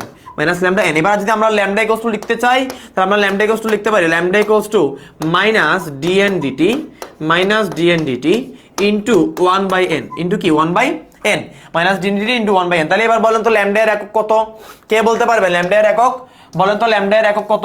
বলেন সবাই একটু বলেন, ল্যামডা এর এককটা কত হবে ভাইয়া? ল্যামডা এর এককটা কত হবে? দেখেন তো, এই ডি এর মানে কি? এই ডি এর মানে কয়টা পরমাণু ভাঙছে। এটার কি কোনো একক আছে? ভাইয়া এখানে ক্ষয় ধ্রুবকের মান কি নির্দিষ্ট উপাদানের জন্য নির্দিষ্ট সারফেসে নির্দিষ্ট তাপমাত্রা নির্দিষ্ট মাধ্যমে নির্দিষ্ট উপাদানের জন্য নির্দিষ্ট। আমি একটা ইউরেনিয়াম নিয়ে এই রুমে বসে আছি, এই রুমে ইউরেনিয়ামের ক্ষয় ধ্রুবক অলওয়েজ সেম থাকবে। আমি ওই ইউরেনিয়াম নিয়ে চাঁদে চলে গেলাম, চাঁদে চলে গেলে ডিফারেন্ট হইলেও হইতে পারে। আমি এখন এক্সপেরিমেন্ট করে দেখি নাই বা কেউ দেখছে কিনা আমি জানি না, একটু পড়াশোনা করতে হবে এগুলা নিয়ে। ঠিক আছে, বাট আমি যদি চাঁদে চলে যাই অবভিয়াসলি আলাদা হওয়ার কথা, কারণ চাঁদের বাতাস, চাঁদের যে হচ্ছে কি এই যে কি বলে সূর্যের আলোর যে বিষয়গুলা বা পরিবেশ যে টেম্পারেচার বা প্রেসারের বিষয়গুলা, ওইগুলা চাঁদে আরেক রকম, আমাদের এই রুমে অন্যরকম। ঠিক আছে, তাহলে দেখেন এই ডি এর মানে কতগুলো পরমাণু ভাঙছে ভাইয়া, কতগুলো পরমাণু ভাঙছে, এর কি কোনো একক আছে? এই ডি এর কোনো একক না, ডি এর মানে কতটা, মানে কয়টা পরমাণু ভাঙছে, যে 20টা ভাঙছে না 30টা ভাঙছে, এতটা ভাঙছে। ঠিক আছে, আবার এই এন মানে কি? এই এন মানে কতটা পরমাণু আছে। ঠিক আছে, তাহলে এগুলোর এমনিতে কোনো একক নাই। যদি একক থাকেও তাহলে এই যে এন এর একক এতটা, ডিএন এর একক এতটা, তাহলে টা চলে গেছে, মানে এককের কথা বলতেছি। তাহলে এখানে কি আছে? অনলি, আমি যদি এককের কথা চিন্তা করি তাহলে আমার অনলি আছে -1/dt। আমি যদি এককের কথা চিন্তা করি তাহলে মাইনাস তো কোনো ভ্যালু অ্যাড করে না এককের মধ্যে, তাহলে ডিটি মানে কি? টাইমই তো, তার মানে কি 1/সেকেন্ড, তার মানে কি 1/সেকেন্ড, তার মানে সেকেন্ড ইনভার্স 1। তাহলে মনে রাখবেন আমার ল্যামডা এর একক হচ্ছে, তাহলে ল্যামডা এর একক হলো 1/সেকেন্ড, অথবা আমরা বলতে পারি সেকেন্ড ইনভার্স 1। ঠিক আছে, কথা হচ্ছে কি ভাইয়া সবসময় কি সেকেন্ড হইতে হবে কথা আছে? না ভাইয়া, সবসময় সেকেন্ডটা হইতে হবে কথা নাই। তার মানে আসলে 1/সেকেন্ড না, তার মানে আসলে 1/টাইম, অর্থাৎ টাইম ইনভার্স 1। এটা টাইমের জায়গা থেকে সেকেন্ড হইতে পারে, সেকেন্ড ইনভার্স 1 হইতে পারে, ডে ইনভার্স 1 হইতে পারে, তারপরে ইয়ার ইনভার্স 1 হইতে পারে। ঠিক আছে, এটা দিন হইতে পারে, মাস হইতে পারে, ঘন্টা হইতে পারে, সেকেন্ড হইতে পারে, মিনিট হইতে পারে, বছর হইতে পারে, যে কোনো রকমের টাইম হইলেই সেটা কি ল্যামডা এর একক হবে। আমি যদি এটাকে সেকেন্ড ইনভার্স 1 বের করি, আমি তাহলে সেটাকে মিনিট ইনভার্স 1 বের করতে পারবো, আমি সেটাকে আওয়ার ইনভার্স 1 বের করতে পারবো, আমি সেটাকে মান্থ ইনভার্স 1 বা ডে ইনভার্স 1 বের করতে পারবো, আমি চাইলে সেটাকে ইয়ার ইনভার্স 1 বের করতে পারবো। তাহলে লেখেন এই টাইমটা আসলে যে কোনো কিছু হতে পারে। এটা সেকেন্ড হইতে পারে, এইটা হচ্ছে মিনিট হইতে পারে, এটা হচ্ছে আওয়ার হইতে পারে, এটা হচ্ছে ঘন্টা তো আওয়ার, এটা হচ্ছে মান্থ হইতে পারে, এটা হচ্ছে ডে হইতে পারে, এটা হচ্ছে ইয়ার হইতে পারে। ঠিক আছে, তাহলে এই টাইমটার জন্য আমাদের কোনো এসআই এককের বিষয় নাই। এখানে এসআই এককে ইউজ করতে হবে এরকম কোনো বিষয় নাই, কারণ দেখেন আমাদের ফর্মুলাটা কি ছিল, আমাদের ফর্মুলাটা ছিল এই যে এটা, আমাদের ফর্মুলাটা ছিল এই যে dn dt equals to minus lambda n. তাহলে এখানে আসলে একক আছে কার কার, ডিএন এর কোনো একক নাই, এন এরও কোনো একক নাই, ঠিক আছে। ল্যামডা এর এককটা কি হবে, টি এর একক যা ল্যামডা এর একক ওই অনুপাতে উল্টাটা হবে। টি এর একক যদি টাইম হয় তাহলে ল্যামডা এর একক হবে টাইম ইনভার্স 1, তাহলে টি এর একক সেকেন্ড হইলে ল্যামডা হবে সেকেন্ড ইনভার্স 1, টি এর একক ইয়ার হইলে ল্যামডা হবে ইয়ার ইনভার্স 1। তাহলে এসআই একক হইতেই হবে এমন কোনো বিষয় এখানে নাই, এসআই একক হইতেই হবে এমন কোনো বিষয় এখানে নাই। সবাই বুঝছি, সবাই বুঝছি, এসআই একক হইতে হবে এমন কোনো বিষয় নাই, বুঝছি ভাইয়ারা? একটু সবাই জানান, এসআই একক হইতে হবে এমন কোনো বিষয় নাই। ক্লিয়ার ভাইয়া? নাইস। এবার চলেন ছটপট ছটপট চলেন চলেন, আমরা তাহলে কি পেলাম, আমরা পেলাম dn dt equals to minus lambda N.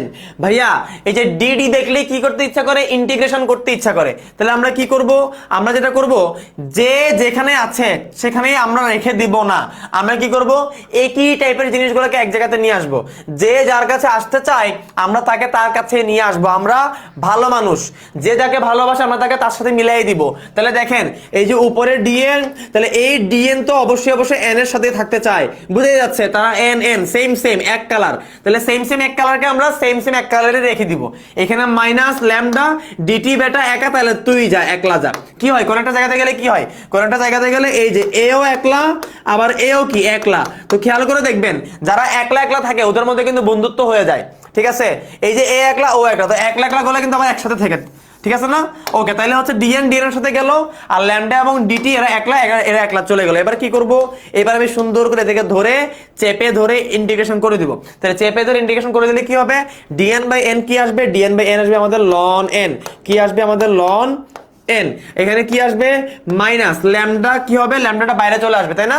ল্যামডাটা বাইরে চলে আসবে, তাহলে আমরা এইটাকে লিখতে পারি, যেহেতু ল্যামডাটা টি এর উপর ডিপেন্ড করে না, আমি কিন্তু অলরেডি বলছি ল্যামডা কিসের উপর ডিপেন্ড করে, ল্যামডা ডিপেন্ড করে এলিমেন্টের উপরে, ল্যামডা ডিপেন্ড করে এলিমেন্টের উপরে, ল্যামডা ডিপেন্ড করে এলিমেন্টের উপরে, তাই না?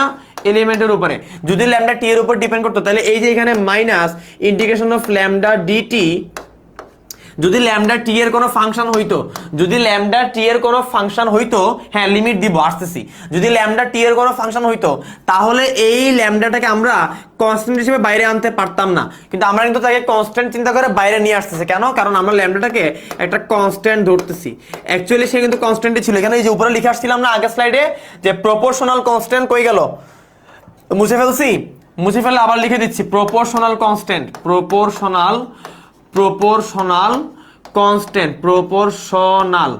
কনস্ট্যান্ট, ঠিক আছে, মানে সমানুপাতিক ধ্রুবক। তাহলে যে সমানুপাতিক ধ্রুবক সে আসলে টাইমের উপর ডিপেন্ড করবে না, সে কনস্ট্যান্টই থাকবে, এই জন্য আমরা তাকে বাইরে বের করে নিয়ে আসতে পারি। তাহলে তাকে বাইরে বের করে নিয়ে আসলে মাইনাস ল্যামডা আর ডিটির ইন্ডিকেশন হবে টি, ঠিক আছে। কত হচ্ছে ভাইয়া, আপনি কি লিমিট দিবেন না? হ্যাঁ ভাইয়া লিমিট দিব। তাহলে বলেন লিমিট কি হবে, বলেন তো লিমিট কি হবে, বলেন আপনারাই বলেন। ডান দিকে তাকায় না, ডান দিকে তাকায় বলো তো ভাইয়া চুরি হবে, ডান দিকে তাকানো ছাড়া বুঝে বলি। তাহলে লিমিট হবে প্রথমে কতগুলো ছিল, তাহলে আমাদের প্রথমে ছিল কতটুকু, আমাদের প্রথমে টাইম ছিল 0 টাইমে আমাদের পরমাণু ছিল n নট, পরবর্তীতে টাইম হয়েছে কত, টাইম 0 থেকে t সময় পরে, তাহলে আমরা টাইম দিব t, আর t সময় পরে আমাদের পরমাণু কতগুলো ছিল, পরমাণু ছিল n সংখ্যক, তাই না? তাহলে আমাদের এখানে আসবে ln n minus n not, তাই না? নাকি ln n minus ln n not হবে আর কি, ln n minus ln n not. তাহলে ln n minus ln n nought equals to minus lambda T minus কত 0 না, টি মাইনাস 0, তাই তো? টি মাইনাস 0 তার মানে মাইনাস ল্যামডা টি। তাহলে আমি একটু উপরে মুছে আমি একটু উপরে লিখি, এই যে এর পরের লাইনটা, তাহলে এর পরের লাইনটা উপরে গেলে কি হবে দেখো তো এই যে ln n minus ln n nought কত হবে বলো, ln n minus ln n nought, ln n minus ln n nought আমরা জানি ln a minus ln b সমান সমান হচ্ছে ln a divided by b, এটা আমরা সবাই কি জানি, রাইট? এটা আমরা সবাই কি জানি। তাহলে আমাদের উপরে আসবে তাহলে ln a minus b, ln a minus ln b মানে ln a বাই b, তার মানে আসলে ln উপরে n নিচে কি n nought, ln n by n nought equals to আমাদের আসতেছে মাইনাস ল্যামডা টি, ঠিক আছে, এখন এই যে মাইনাসটাকে আমরা রাখতে চাই না, আমরা মাইনাসটাকে সরাইয়ে ফেলতে চাই। তাহলে মাইনাসটাকে সরাইয়ে ফেলতে চাইলে কি করতে হবে, আমরা এই লনটাকে উল্টাই দিব। তাহলে ln n by n nought কে আমরা লিখবো ln n nought by n, ln n nought by n। তাহলে ln n nought by n যদি আমরা লিখি তাহলে এটাকে উল্টাই দেওয়ার কারণে সামনে একটা মাইনাস আসবে, এখানেও আসবে কি মাইনাস, ল্যামডাটি আগে থেকে ছিল। তাহলে এবার কি হবে, এবার আমাদের a মাইনাস বাদ চলে যাবে, এই যে আমাদের a মাইনাস আর a মাইনাস কি বাদ চলে যাবে, তাই না? তাহলে মাইনাসটাকে আমরা দূর করে দিতে পারলাম। মাইনাসটাকে দূর করে দিলে এবার কি কি আসতেছে দেখেন, সুন্দর একটা ফর্মুলা চলে আসবে। দেখেন সুন্দর একটা ফর্মুলা চলে আসবে। তাহলে ফর্মুলাটা কি আসতেছে, ফর্মুলাটা আসতেছে আমাদের t equals to 1 by lambda into ln n nought divided by n। ঠিক আছে, এটা কি t এর মান। আবার আমরা এখান থেকে t এর মান বের না করে আমরা ল্যামডা এর মান বের করতে পারি। তাহলে ল্যামডা ইকুয়ালস টু কত, 1 by t into ln n nought by n। তাহলে আমরা এখান থেকে দুইটা ফর্মুলা পেলাম, আমরা হচ্ছে t এর মানও পেলাম, আমরা হচ্ছে ল্যামডা এর মানও পেলাম, আমরা t এর মানও পেলাম, আমরা কি ল্যামডা এর মানও পেলাম। সবাইকে বুঝতে পেরেছি? যোগজীকরণ করি নাই। যোগজীকরণ যদি হচ্ছে কি না করেন তাহলে কেমনে হবে? আচ্ছা যোগজীকরণ করা লাগবে না, এইটুক যোগজীকরণ তো আপনাদের পারার কথা ভাই, 3-4 মাস পরে পরীক্ষা, এইটুক যোগজীকরণ না বুঝলে কেমনে হবে? আর না বুঝলে আমি বুঝাই দিছি, সমস্যা নেই। দেখেন তাহলে আমরা কি কি পেলাম, বুঝছেন সবাইকে বুঝছেন? একটু সবাই রেসপন্স করেন কমেন্টে এবং ফ্রেন্ডদেরকে মেনশন করে দেন, অনেকেই দেখি আজকে ক্লাসে নাই, মেনশন করে দেন। তাহলে এই টাইমটা কি ভাইয়া, এই টাইমটা কি আমরা কি পাইছি, এই ফর্মুলাতে টি এর মান পাইছি।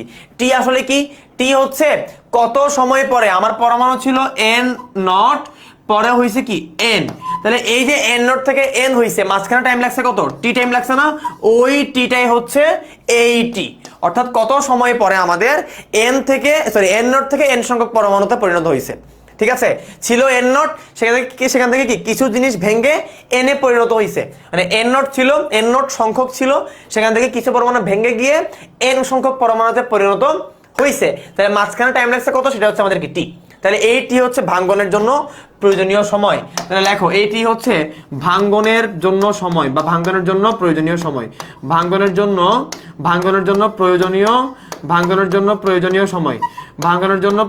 সময়, ঠিক আছে, ভাঙ্গনের জন্য কি প্রয়োজনীয় সময়। বুঝছি?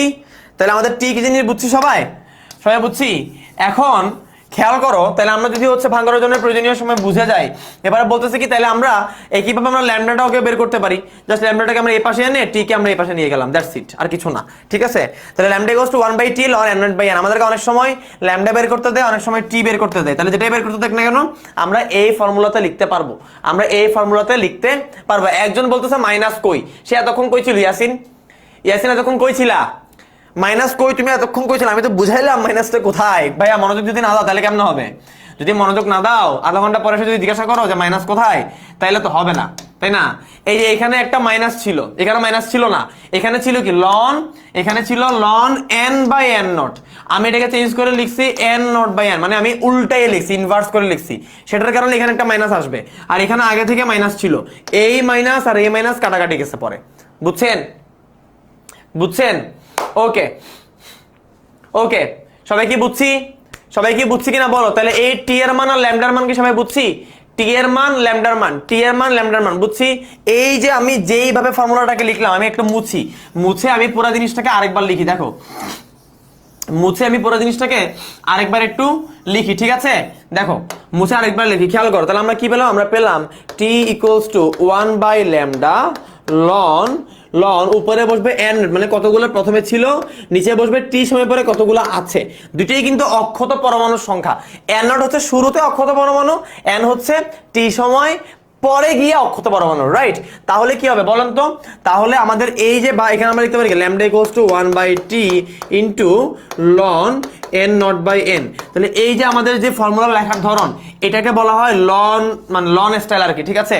এটাকে বলা হয় লন স্টাইল বা লগারিদমিক ফর্ম বলা হয়, এটাকে বলা হয় লগারিদমিক ফর্ম,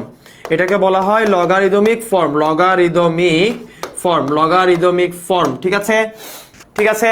লগারিদমিক ফর্ম বুঝছি, সবাইকে লগারিদমিক ফর্ম বুঝছি। যদি বুঝে থাকি এবার আমরা এটাও মুছি। এবার আমরা আরেকটা ফর্ম দেখবো, একই জিনিস কিন্তু আমরা আরেকটা ফর্ম দেখবো। তাহলে আমাদের কি ছিল বলেন তো? আমাদের এই যে এই লাইনটা ছিল না, এই লাইনটা ছিল, তাহলে আমাদের ছিল loan n by n nought, এখানে ছিল মাইনাস ল্যামডা টি। তাহলে লন মানে কি? লন মানে লগ অফ ই বেস। তাহলে লগ অফ ই বেস কি? N divided by n nought, n divided by n nought, এখানে হচ্ছে মাইনাস ল্যামডা টি। তাহলে এবার কি হবে? এবার দেখেন এই যে ই এর পাওয়ারের উপরে কি যাবে? এই যে ই হচ্ছে আমাদের কি বলেন তো?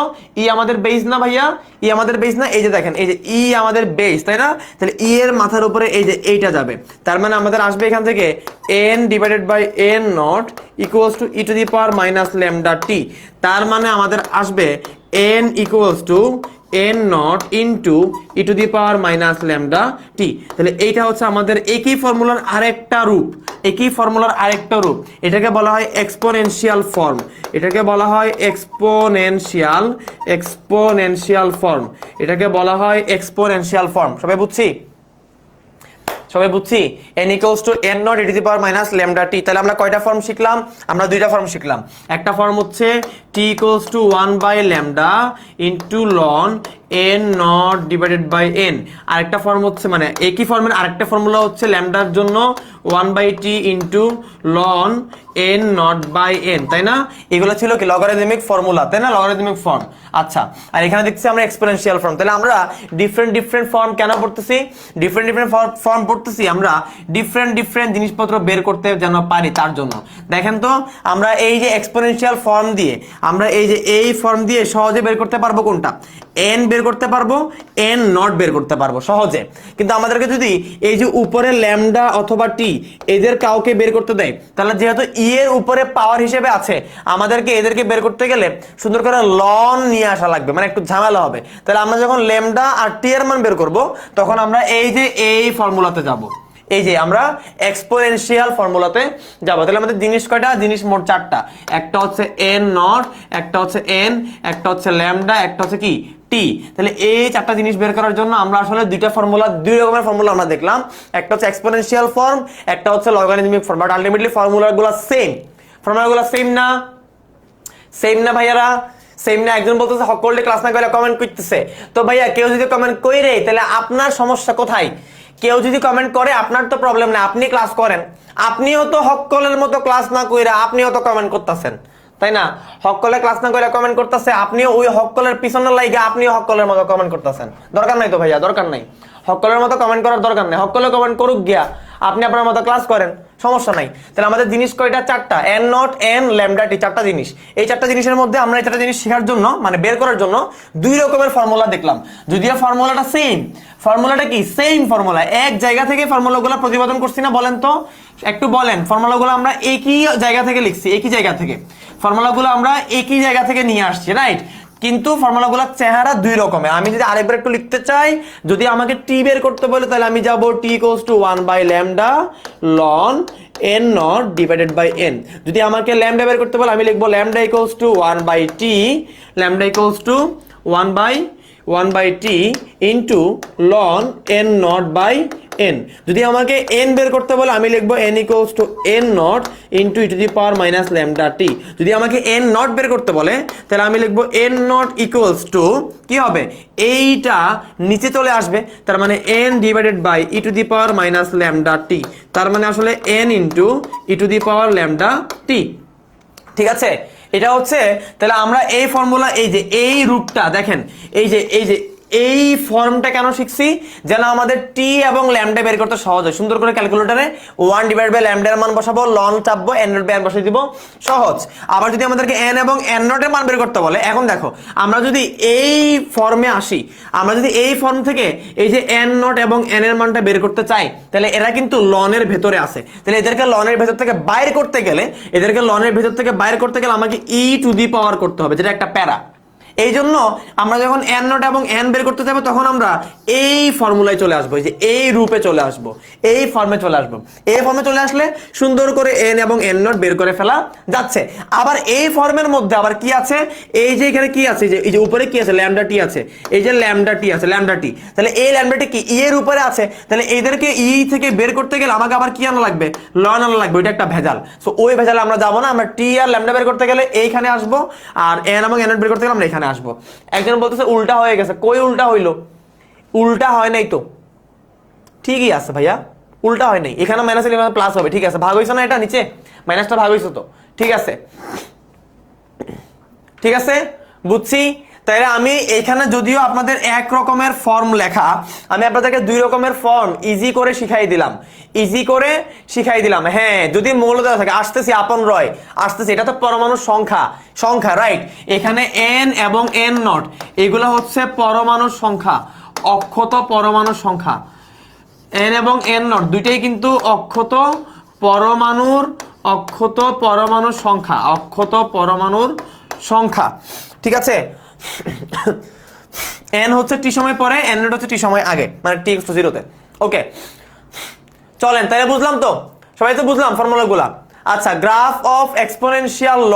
আচ্ছা, এবার দেখেন আমরা এক্সপোনেনশিয়ালে কি গ্রাফটা পাইছিলাম, আমরা গ্রাফটা পাইছিলাম এরকম, এই যে মানে গ্রাফ বলতেছি, আমরা যে কি সমীকরণটা পাইছিলাম ভাইয়া, আমরা সমীকরণটা পাইছিলাম n equals to n nought into e to the power minus lambda t, ঠিক আছে, ঠিক আছে। তাহলে আমি এই n কে বলতে চাই, আমি মনে করো এই n কে বলতে চাই ওয়াই, আমি এই n কে ওয়াই হিসেবে দেখতে চাই। তাহলে আমি যদি এই n কে ওয়াই হিসেবে দেখি, আমি যদি এই n কে ওয়াই হিসেবে দেখি, এটা মনে করো একটা কনস্ট্যান্ট, মনে করো একটা কি কনস্ট্যান্ট, তাহলে মনে করো সি, আর এটা কি e to the power, E to the power কি, e to the power minus lambda, মনে করো আরেকটা কনস্ট্যান্ট, মনে করো মাইনাস বি এক্স, ঠিক আছে।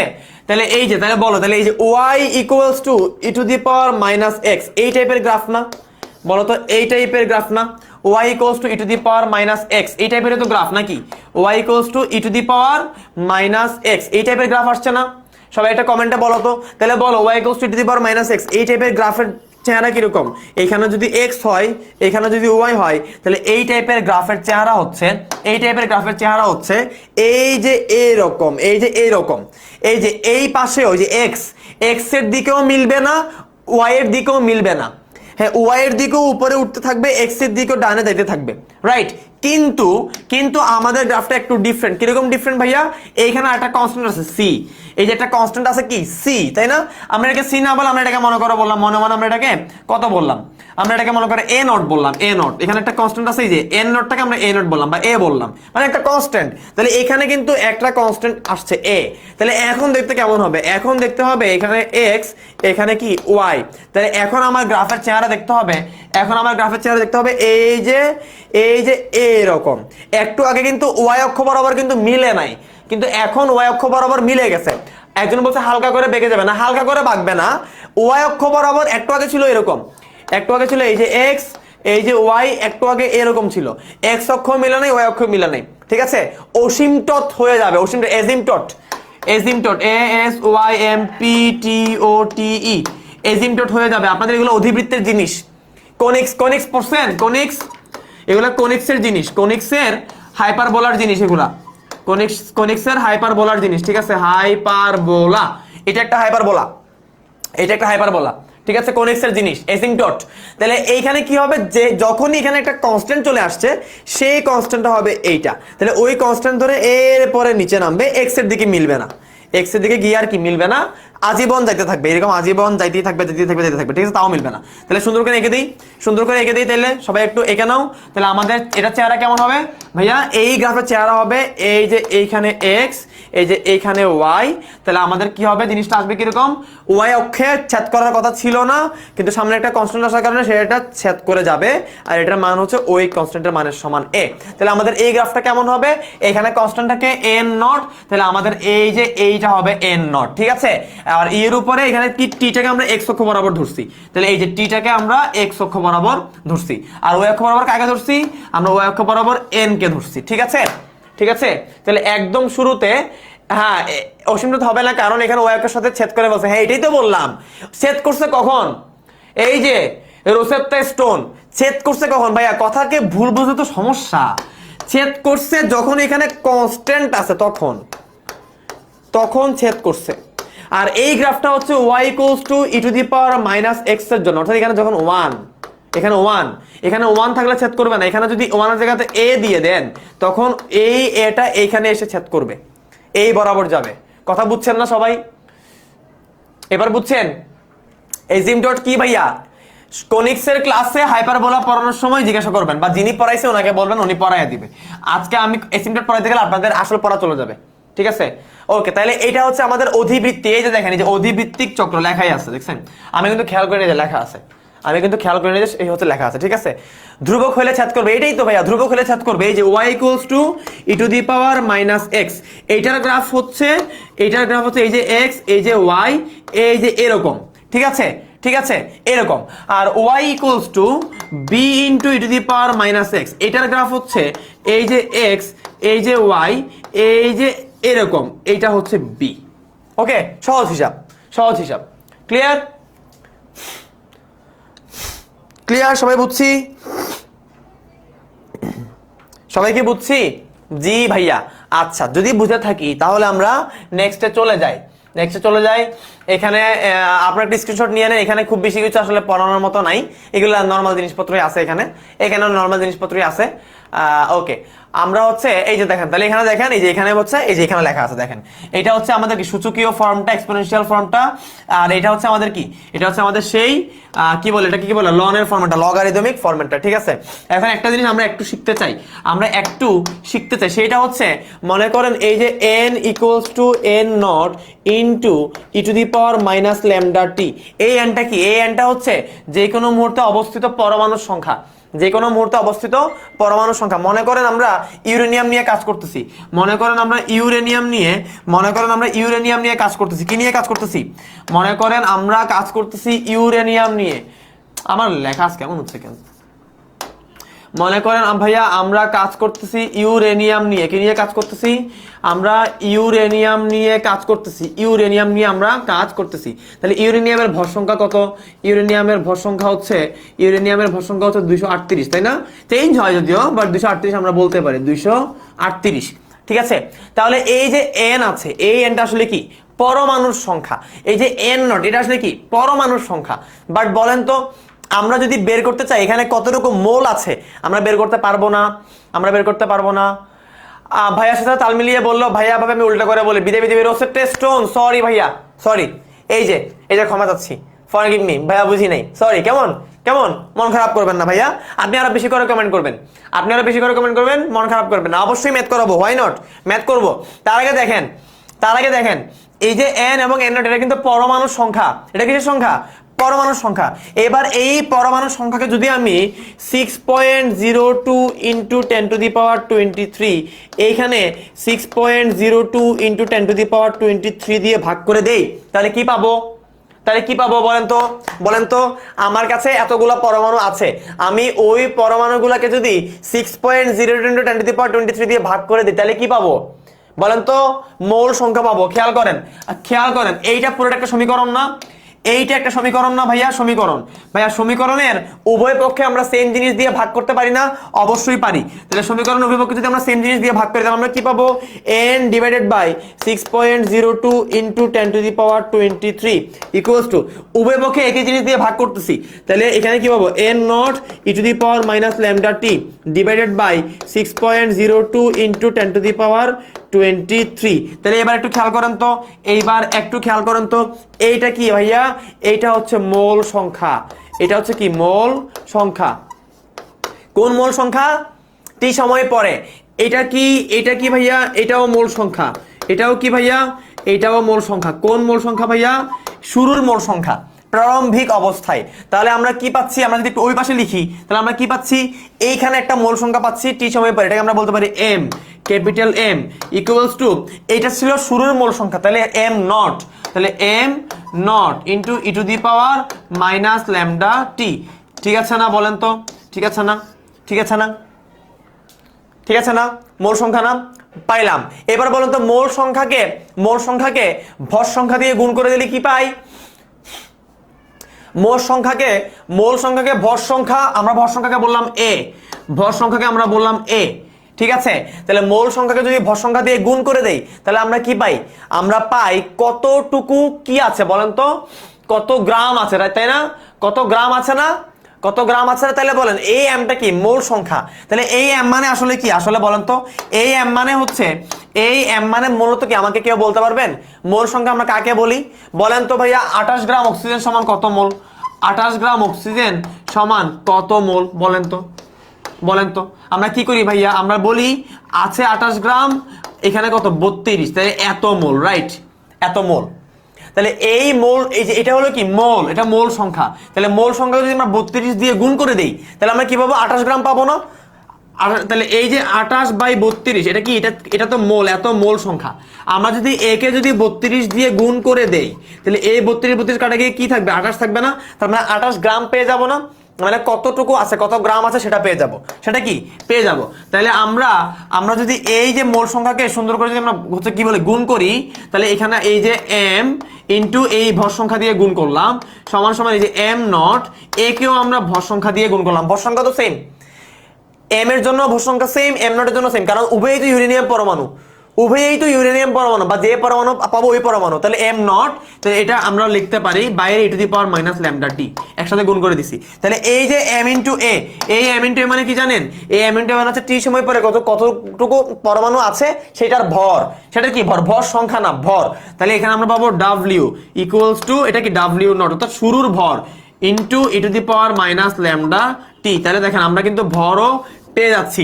তাহলে আমাদের এইটা হচ্ছে পরমাণু, এইটা হচ্ছে কি পরমাণু, পরমাণুর জন্য। এইটা হচ্ছে মোল সংখ্যার জন্য, কার জন্য, এটা হচ্ছে মোল সংখ্যার জন্য, কার জন্য, এটা হচ্ছে মোল সংখ্যার জন্য। আমি আমার দন্তস্বরটা বারবার ময়ের মতো হয়ে যায়, তাই না, একটু চেঞ্জ করে লিখি। এটা হচ্ছে কার জন্য, এটা হচ্ছে মোল সংখ্যার জন্য। আর এটা কার জন্য, এটা হচ্ছে ভরের জন্য, ভর সংখ্যা কিন্তু না, ভর সংখ্যা কিন্তু না, ভর সংখ্যা তো সেম ভাইয়া, কারণ পরমাণু তো সেম। আমার পরমাণু প্রথমে ছিল n নট, পরে এটা ভেঙে কিছু পরিমাণ কমে গিয়ে হইল n। তো এই n নট যে পরমাণুর, এই n ও তো সেই পরমাণু, রেডন হইলে রেডন, ইউরেনিয়াম হইলে ইউরেনিয়াম, রেডিয়াম হইলে রেডিয়াম, তাই না? তাহলে এটা ভর। একজন বলতেছে পারমাণবিক ভর, ও ভাই পারমাণবিক ভরটাই তো ভর সংখ্যা, ভাই পারমাণবিক ভরটাই তো ভর সংখ্যা, এই যে ভর সংখ্যা, এই ভর সংখ্যাই তো পারমাণবিক ভর রে ভাই, এই ভর সংখ্যাই তো পারমাণবিক ভর, এই ভর সংখ্যাটাই হচ্ছে পারমাণবিক ভর, পারমাণবিক ভর। এইখানে যে ভর, এটা পারমাণবিক ভর না, এই ভর মানে হচ্ছে কতটুকু আছে, কত গ্রাম আছে, কত গ্রাম আছে সেটা, এটা পারমাণবিক ভর না।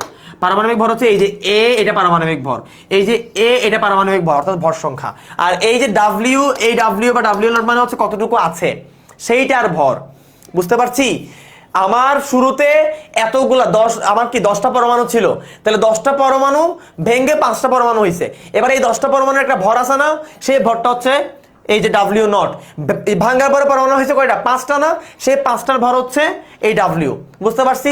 আবার এই যে 5টা পাইলাম, এই যে w নট আর w, এদেরকে যদি আমি কি তার মোল সংখ্যা দিয়ে ভাগ দেই, তাহলে আবার খেয়াল করো, আমি এটা একটু মুছতে চাই, আমি কোথায় লিখবো, আচ্ছা এখানে লিখি, এখানে কি হবে না, এখানে হবে না, এখানে লিখি, এখানে লিখি, দেখো উপরে লিখি, এই জায়গাতে লিখি, এই জায়গাতে লিখি। এবার দেখো আমরা কি পাইলাম, আমরা পাইলাম w ইকুয়ালস টু, আমরা পাইলাম দেখো w ইকুয়ালস টু, খেয়াল করো ভাইয়া, w equals to w nought into e to the power minus lambda t, তাই না? এটা পাইলাম না, এটা পাইলাম না ভাইয়া। w মানে কি ভর। তাই আমরা যদি যে কোনো কিছুর ভরকে, পরমাণুর ভরকে আমরা যদি তার মোল কি বলে 1 মোল দিয়ে ভাগ দিই, তার মোল সংখ্যা দিয়ে যদি আমরা ভাগ দেই তাহলে কি পাবো বলতো, এই যে মোল সংখ্যা বলতেছি, মানে 1 মোল সমান কত গ্রাম, পারমাণবিক সংখ্যা দিয়ে যদি আমরা ভাগ দেই, পারমাণবিক সংখ্যা না আসলে, মানে পারমাণবিক এই যে কি বলে গ্রাম পারমাণবিক ভর দিয়ে যদি ভাগ দেই, তাই না, গ্রাম পারমাণবিক ভর। তাহলে এই যে w, এর গ্রাম পারমাণবিক ভর কত বলতো, এর গ্রাম পারমাণবিক ভর কত? মনে করো গ্রাম পারমাণবিক ভরকে আমরা কি দিয়ে প্রকাশ করতে পারি, লাইক x দিয়ে প্রকাশ করলাম, তাহলে গ্রাম পারমাণবিক ভর হচ্ছে x, ঠিক আছে, x গ্রাম পারমাণবিক ভর হচ্ছে মানে এক মোল ইউরেনিয়ামের ভর কত সেইটা, ঠিক আছে। তাহলে 1 মোল ইউরেনিয়ামের ভর মনে করো, আচ্ছা আমরা m বললাম, m, তাহলে এখানে কি আছে, আচ্ছা আমি মানে এখানে একটু ভুল লিখছি, একটু এইটা হচ্ছে m নট লিখতে পারো, হ্যাঁ এখানে মানে স্মল m নট লিখলে এটা সুবিধা হয়, স্মল m নট লিখতে পারো, ঠিক আছে। এখানে ক্যাপিটাল m নট লিখো না, এটা স্মল m নট লিখো, স্মল লিখো, তাইলে দেখতে একটু মানে বুঝতে সুবিধা হবে। এটা হচ্ছে স্মল m, এটা হচ্ছে স্মল m নট, ঠিক আছে, ওকে ওকে, স্মল m নট। এবার দেখো, এবার আমি যেটা বলতে চাচ্ছিলাম যে মনে করো ইউরেনিয়াম যে পরমাণুটা, তার মনে করো যে গ্রাম পারমাণবিক ভর যেটা, সেটা মনে করো ক্যাপিটাল M, তাহলে w divided by capital M equals to w nought divided by capital M into e to the power minus lambda t. বলো তো কতটুকু গ্রাম আছে, কতটুকু গ্রাম আছে সেটাকে যদি আমরা পারমাণবিক ভর দিয়ে, যে কি বলে গ্রাম পারমাণবিক ভর যেটা, সেটা দিয়ে যদি আমরা ভাগ করি, সেটা দিয়ে যদি আমরা ভাগ করি তাহলে আমরা সরাসরি কি পেয়ে যাই বলো তো? মোল সংখ্যা পেয়ে যাই না? মোল সংখ্যা পাবো, রাইট? অলরেডি আরিয়ান বলেছে, তার মানে এইটাই হচ্ছে ওই এম নট, স্মল এম আর স্মল এম নট, মোল সংখ্যাটা। তাহলে এইখান থেকে আমরা কি পাবো? আমরা এইখান থেকে এটাকে যদি আমরা মুছে দেই তাহলে আমরা এখান থেকে পাবো এইটার মানে হচ্ছে স্মল এম, এইটার মানে হচ্ছে small m nought e to the power minus lambda t. ঠিক আছে, তাহলে আমরা এটা দুইভাবে পেলাম, এই যে স্মল এম আর স্মল এম নট দুইভাবে পেলাম। এই যে এইটা পেলাম কোত্থেকে? এইটা পেলাম এই যে ভর থেকে, এটা পেলাম ভর থেকে, ভরকে ভর সংখ্যা দিয়ে ভাগ করে। আর এইটা পাইছিলাম কিভাবে? আরেকভাবে পাইছিলাম, সেটা হচ্ছে অণুকে, যে পরমাণুকে পরমাণু দিয়ে ভাগ করে, তাই না? এই যে পরমাণুকে 6.0 × 10⁻23 অ্যাভোগাড্রো নাম্বার দিয়ে ভাগ করে পাইছিলাম। একই জিনিস, সবকিছু আসলে কানেক্টেড। ঠিক আছে, তাহলে আমরা অনেকভাবে লিখতে পারি। আমরা এই যে ভরের মাধ্যমে লিখতে পারি, মোল সংখ্যার মাধ্যমে লিখতে পারি, অণুর ভিত্তিতে লিখতে পারি। ঠিক আছে, অনেকভাবে আমরা লিখতে পারি। ওকে ওকে, ঠিক আছে, তাহলে আমরা পরবর্তীতে চলে যাই। এবার বলতেছে অর্ধায়ু। ভাই অর্ধায়ু মানে কি? অর্ধায়ু মানে হচ্ছে যে সময়টাতে কোনো তেজস্ক্রিয় পদার্থের ঠিক অর্ধেক পরিমাণ ভেঙে যাবে। তার মানে হচ্ছে আমাদের কাছে ছিল কত? N not. এই এন নট থেকে ভেঙে কত হবে? ভেঙে তো বললাম এন। যখনই এই এনটা হবে এন নট বাই 2 এর সমান, অর্থাৎ অর্ধেক পরিমাণ ভেঙে যাবে। বুঝছেন কথাটা? বুঝছেন?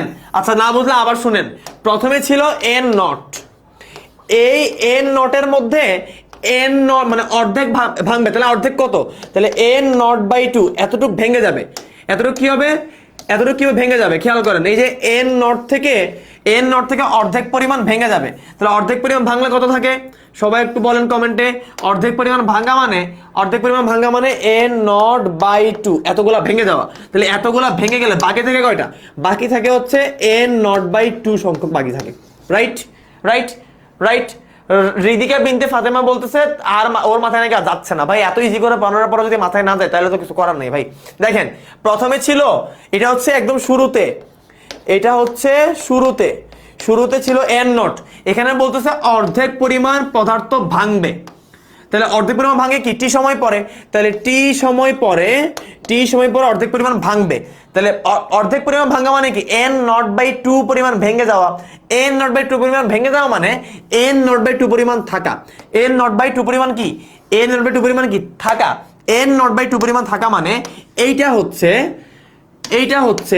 হচ্ছে আমাদের ক্যাপিটাল এন এর মান, রাইট? তাহলে n ইকুয়ালস টু আমরা পাচ্ছি n nought into e to the power minus lambda t. Shyamashree আপনি কোথায়? তানভীর ইসলাম কই আপনি? তারপরে যে রোসেটটা স্টোন আপনারা কই? হাসনাত আল মুবিন বুঝতেছেন? কয়েকজনের মাথা নাকি আর যাচ্ছে না। আচ্ছা, যাদের মাথায় যাচ্ছে না তারা হচ্ছে একটু চোখে মুখে পানি দিয়ে আসতে পারেন, পরে রেকর্ড দেখে নিয়ে। না গেলে আর কি করা, আমি অনেক চেষ্টা করতেছি ভালো মতো পড়ানোর, যেন মাথাতে যায়, না গেলে কিছু করার নেই। দেখেন বাকিরা বুঝতেছেন? একটু ভাইকে কমেন্টে জানান বুঝতেছেন কিনা, সবাই একটু জানান। ভাইয়া আছি, শ্যামশ্রী আছি, আরো কার কার নাম ভুলে গেছে। আচ্ছা, আজকে মোহাম্মদ রাব্বি আসে নাই, তাই না? রাব্বি আজকে আসে নাই, বুঝছি বস, প্যারা নাই, থ্যাংক ইউ। সবাই ঘুমায় গেছে আসলেই, কিন্তু আজকের ক্লাসটা কিন্তু অনেক সুন্দর হচ্ছে ভাইয়া। এইগুলো কিন্তু অনেক মজার। অঙ্ক করতে গেলে আমরা ঠাসা অঙ্ক করে ফেলবো, ঠিক আছে? ছটপট করে অঙ্ক করে ফেলবো ভাইয়া। এগুলো ভাইয়া সহজ, কঠিন না, ঠিক আছে? সুরিয়া খান বুঝতেছি, থ্যাংক ইউ। চলেন তাহলে যেটা বলছিলাম যে গড়, ওই যে অর্ধায়ু মানে হচ্ছে ভাইয়া যেই সময়টাতে অর্ধেক পরিমাণ ভেঙে যাবে। তাহলে আগে ছিল এন নট, সেখান থেকে টি সময় পরে অর্ধেক মানে কি? এন নট বাই 2 ভেঙে যাবে। তার মানে এই যে এন নট বাই 2 কি হবে? ভেঙে যাবে। তাহলে এন নট বাই 2 ভেঙে গেলে কতটুকু থাকবে? এন নট বাই 2 থাকবে। অর্ধেক ভেঙে যাওয়া মানে কি? বাকি অর্ধেক থাকা।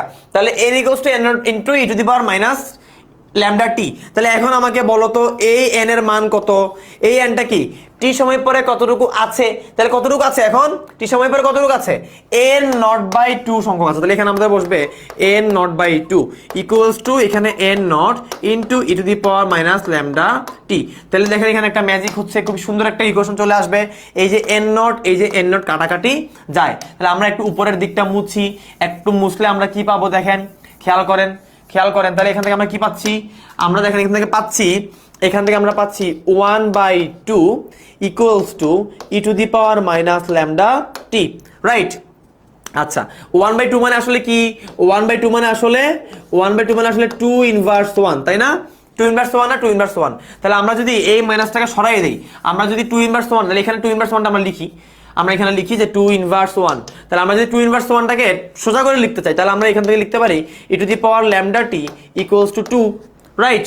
তার মানে এখান থেকে যদি আমরা লন নেই, বা মানে এলএন নিলে আমাদের এই জিনিসটাকে আমরা কি করতে পারবো, ল্যামডা টিটাকে বাইরে আনতে পারবো। ই টু দি পাওয়ার কি জানি আসছিল, e to the power lambda t equals to 2, তাই না? E to the power lambda t equals to 2 আসছিল। তাহলে এখানে আমরা লিখব লনের মধ্যে এখানে ই টু দি পাওয়ার ল্যামডা টি, এখানে আসছে আবার লন, তাহলে কত 2। তাহলে এখান থেকে এই যে লন এবং ই কাটাকাটি যাবে, কাটাকাটি কি থাকবে, ল্যামডা টি ইকুয়ালস টু লন 2। তাহলে এখান থেকে আমাদের আসতেছে টি এর মান কত আসতেছে, টি এর মান আসতেছে লন 2 ডিভাইডেড বাই ল্যামডা। এটা কি ভাইয়া, টাইম। কিসের টাইম এটা, কিসের টাইম বলেন তো, কিসের টাইম এটা হচ্ছে আমরা ওই যে কি যেটা ছিল, এই যে দেখেন, এই যে এইটার টাইম, অর্থাৎ অর্ধেক পরমাণু ভেঙে যাওয়ার সময়। তাহলে সবাই একটু লিখবেন এটা কিসের টাইম ভাইয়া, এই টাইমটা হচ্ছে অর্ধেক পরমাণু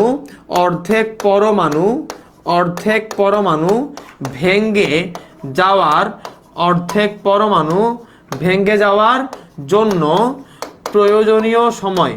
অর্ধেক পরমাণুর ভেঙে যাওয়ার জন্য প্রয়োজনীয় সময়। সবাইকে বুঝতে পারছি?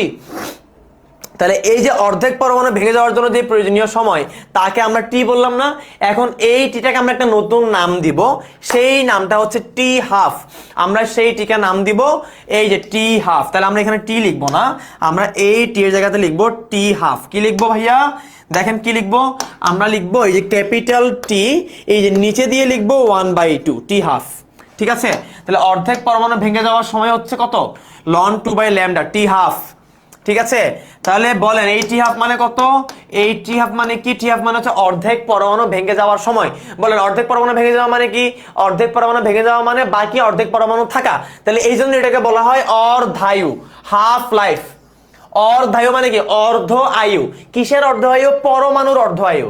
কিরকম পরমাণুর অর্ধ আয়ু, পরমাণুর অর্ধ আয়ু মানে অর্ধেক পরমাণু ভেঙে গেছে, বাকি অর্ধেক পরমাণু আছে, সেটাকে আমরা লিখবো টি। টি লিখে নিচে দিয়ে লিখবো হাফ। এখানে একটু ভুল লিখছে, এটা বাদ দেন, এদিকে তাকানোর দরকার না, আমি লিখে দিয়েছি ঠিক করে, এটা হচ্ছে টাইপে ভুল হয়েছে। ঠিক আছে? এই যে আমরা যখন স্লাইড গুলো বানাই অনেক সময় ফন্টে ঝামেলা হয়, তো এই কারণে এরকম হয়ে যায়। এটা হচ্ছে অ্যাকচুয়ালি সাবস্ক্রিপ্ট, নিচে বসবে এই যে টি এর নিচে বসবে এরকম হাফ, এটা কোনো গুণটুন না। এটা অ্যাকচুয়ালি একটা টাইম, এটা অ্যাকচুয়ালি একটা কি টাইম। এটাকে আমরা, এটা যে অর্ধায়ু, এটা যে হাফ লাইফ, এটা যে কি অর্ধায়ু মানে কি হাফ লাইফ। সে হাফ বোঝানোর জন্য আমরা একটা নিচে এরকম টি রেখে একটা নিচে হাফ লিখছি। ঠিক আছে? তাহলে আমরা কি পেলাম ভাইয়া, আমরা পেলাম যে আমাদের অর্ধায়ু তাহলে কত, অর্ধায়ু হচ্ছে টি হাফ মানে হচ্ছে লন 2 ডিভাইডেড বাই ল্যামডা। এইটা লন 2 এর ভ্যালু কত, লন 2 এর ভ্যালু হচ্ছে 0.693। তাহলে আমরা কি লিখতে পারি, আমরা লিখতে পারি এই লন 2 এর জায়গাতে লন 2 না লিখে আমরা 0.693 ও লিখতে পারি। ঠিক আছে? লন 2 এর জায়গাতে লন 2 না লিখে, লন 2 মানে হচ্ছে 0.693, আরো আছে আমরা এটুকু পর্যন্ত লিখতে পারি ডিভাইড বাই ল্যামডা। বাট আমি বলবো এটা না লিখতে, আমি আপনাদেরকে সাজেস্ট করব এটা লিখলে সমস্যা নাই, সব জায়গাতে ইউজ করে, তবে এটা লেখার থেকে এইটা লেখা বেটার। ডিরেক্টলি লন 2টাই আমরা ইউজ করবো। আমরা লন 2 এর অর্ধেক মান কেন ইউজ করবো ভাই, তাই না? আমরা লন 2 এর ওই যে হচ্ছে অর্ধেক মান হচ্ছে আমরা কেন ইউজ করব, লন 2 এর মান তো 0.693 এর পর অনেক কিছু আসতে থাকবে, রাইট?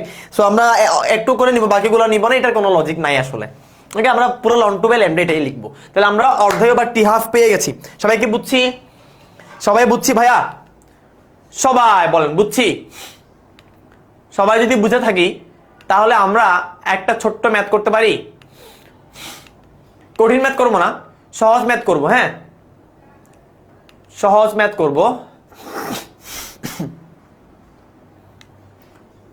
চলেন সহজ ম্যাথ একটা করার চেষ্টা করি।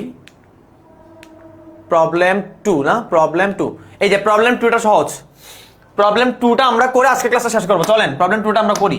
আমাদেরকে বলছে 1 গ্রাম সোডিয়াম, তাহলে বলেন সোডিয়ামের যদিও সোডিয়াম বলছে রেডিয়াম, সরি ভাইয়া রেডিয়াম, আমি তো বলি সোডিয়াম কেন হবে, রেডিয়াম। তাহলে রেডিয়ামের কতটুকু আছে ভাইয়া, 1 গ্রাম আছে। আচ্ছা, বলছে 1 গ্রাম থেকে, তাহলে 1 গ্রাম মানে কি একটা পরমাণু, বলেন তো 1 গ্রাম মানে কি একটা পরমাণু না? রেডিয়ামের পারমাণবিক ভর কত? রেডিয়ামের পারমাণবিক ভর হচ্ছে 226 গ্রাম। তাহলে 1 গ্রাম মানে কতটা পরমাণু বলেন তো? 1 গ্রাম মানে কতটা পরমাণু বলেন তো ভাইয়া? 1 গ্রাম মানে কতটা পরমাণু বের করতে পারবেন? বের করতে পারবেন ভাইয়া? বের করতে পারবেন 1 গ্রাম মানে কতটা পরমাণু ভাইয়া? 1 গ্রাম মানে খেয়াল করেন 226 গ্রামে কয়টা পরমাণু থাকে? 226 গ্রামে পরমাণু থাকে 6.02 ইনটু 10 টু দি পাওয়ার 23 টা, রাইট? 226 গ্রামে পরমাণু থাকে 6.02 ইনটু 10 টু দি পাওয়ার কত? 23 টা পরমাণু থাকে। তাহলে 1 গ্রামে কতগুলো পরমাণু থাকে? তাহলে 1 গ্রামে পরমাণু থাকে 6.02 into 10 to the power 23 divided by কত? 226। এতটা পরমাণু, ঠিক আছে? এবার এটার নাম্বারটা বের করো সবাই। আমিও একটু বের করি, সমস্যা নেই, ক্যালকুলেটর আমার কাছে আছে, আমি একটু বের করি। একটা অঙ্ক আপনাদেরকে ভালো করে করিয়ে দিলে আপনারা পুরো জিনিসটা সুন্দর করে বুঝে ফেলতে পারবেন, রাইট? তাহলে 6.02 into 10 to the power 23 divide by 226 আসা হচ্ছে 2.66 ইনটু 10 টু দি পাওয়ার 21 এতটা পরমাণু। তাহলে 1 গ্রাম রেডিয়াম ছিল মানে কি? 1 গ্রাম রেডিয়াম ছিল মানে শুরুতে এতগুলা পরমাণু ছিল, তার মানে এইটা হচ্ছে আমার n নট। এটা কি ভাইয়া? n not. তাহলে n নট পেয়ে গেছি না? n নট পেয়ে গেছি। এবার কি বলতেছে দেখেন, এবার বলতেছে রেডিয়ামের অর্ধায়ু কত? বলো অর্ধায়ুর ফর্মুলা একটাকে কি বললাম? অর্ধায়ুর ফর্মুলা বললাম টি হাফ। কত ভাইয়া? টি হাফ কত? ln 2 divided by lambda. তাইলে বলেন টি হাফ বের করার জন্য আমাদেরকে কিসের মান লাগবে? আমাদেরকে ল্যামডা এর মান জানা লাগবে। আমরা কি ল্যামডা এর মান জানি না। ল্যামডা এর মান জানতে গেলে আমাদেরকে কি জানতে হবে বলেন তো? ল্যামডা এর ফর্মুলা পড়াইছি না? পড়াইছি। ল্যামডা এর ফর্মুলা হচ্ছে lambda equals to 1/t into ln n nought divided by n। ln n nought divided by কি? n, তাই না? তাই আমরা এখান থেকে ল্যামডা এর মানটা বের করতে চাই। তাহলে ল্যামডা এর মান বের করার জন্য আমাদের কি দরকার? ল্যামডা এর মান বের করার জন্য আবার আমাদের n নট দরকার। n নট পাইছি না? পাইছি। n দরকার, n পাইছি। এই যে দেখেন বলছে প্রতি সেকেন্ডে, তাহলে প্রতি সেকেন্ড মানে কি? টাইম দেওয়া আছে না? তাহলে টি এর মান কত? আমরা টি এর মান পেয়ে গেছি 1 সেকেন্ড, ঠিক আছে? টি এর মান পেয়ে গেছি আমরা 1 সেকেন্ড, তাহলে টাইম দেওয়া আছে। তাহলে এত সংখ্যক আলফা কণা নির্গত হচ্ছে। এত সংখ্যক আলফা কণা নির্গত হওয়া মানে কি ভাইয়া বলেন তো? এত সংখ্যক আলফা কণা নির্গত হওয়া মানে কি? কেউ কি আমাকে বুঝাতে পারবেন? এত সংখ্যক আলফা কণা নির্গত হওয়া মানে কি? এত সংখ্যক আলফা কণা নির্গত হওয়া মানে আসলে এতগুলা পরমাণু কি হচ্ছে? এতগুলা পরমাণু কমে যাচ্ছে, রাইট? তাহলে বলেন আমার তাহলে n কত? n হচ্ছে t সময় পরে। n হচ্ছে t সময় পরে কয়টা পরমাণু আছে সেটার একটা ভ্যালু। তাহলে n হচ্ছে t সময় পরে কয়টা পরমাণু আছে সেটার একটা ভ্যালু। তাহলে বলেন t সময় পরে কয়টা পরমাণু আছে? এখানে t এর মান কত? 1 সেকেন্ড। তাহলে 1 সেকেন্ড পরে কতগুলো বের হয়ে যায়? এতগুলা বের হয়ে যায়। ছিল কতগুলা?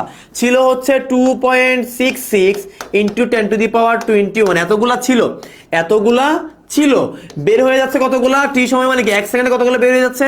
3.5 ইনটু 10 টু দি পাওয়ার 10 এতগুলা বের হয়ে যাচ্ছে। তাহলে আছে কতগুলা? তাহলে বের করেন এখান থেকে 3.5 ইনটু 10 টু দি পাওয়ার 10 এতগুলা 1 সেকেন্ডে বের হয়ে যাচ্ছে। তাহলে আছে কতগুলা? আছে হচ্ছে কি রে ভাই সেম আসে কেন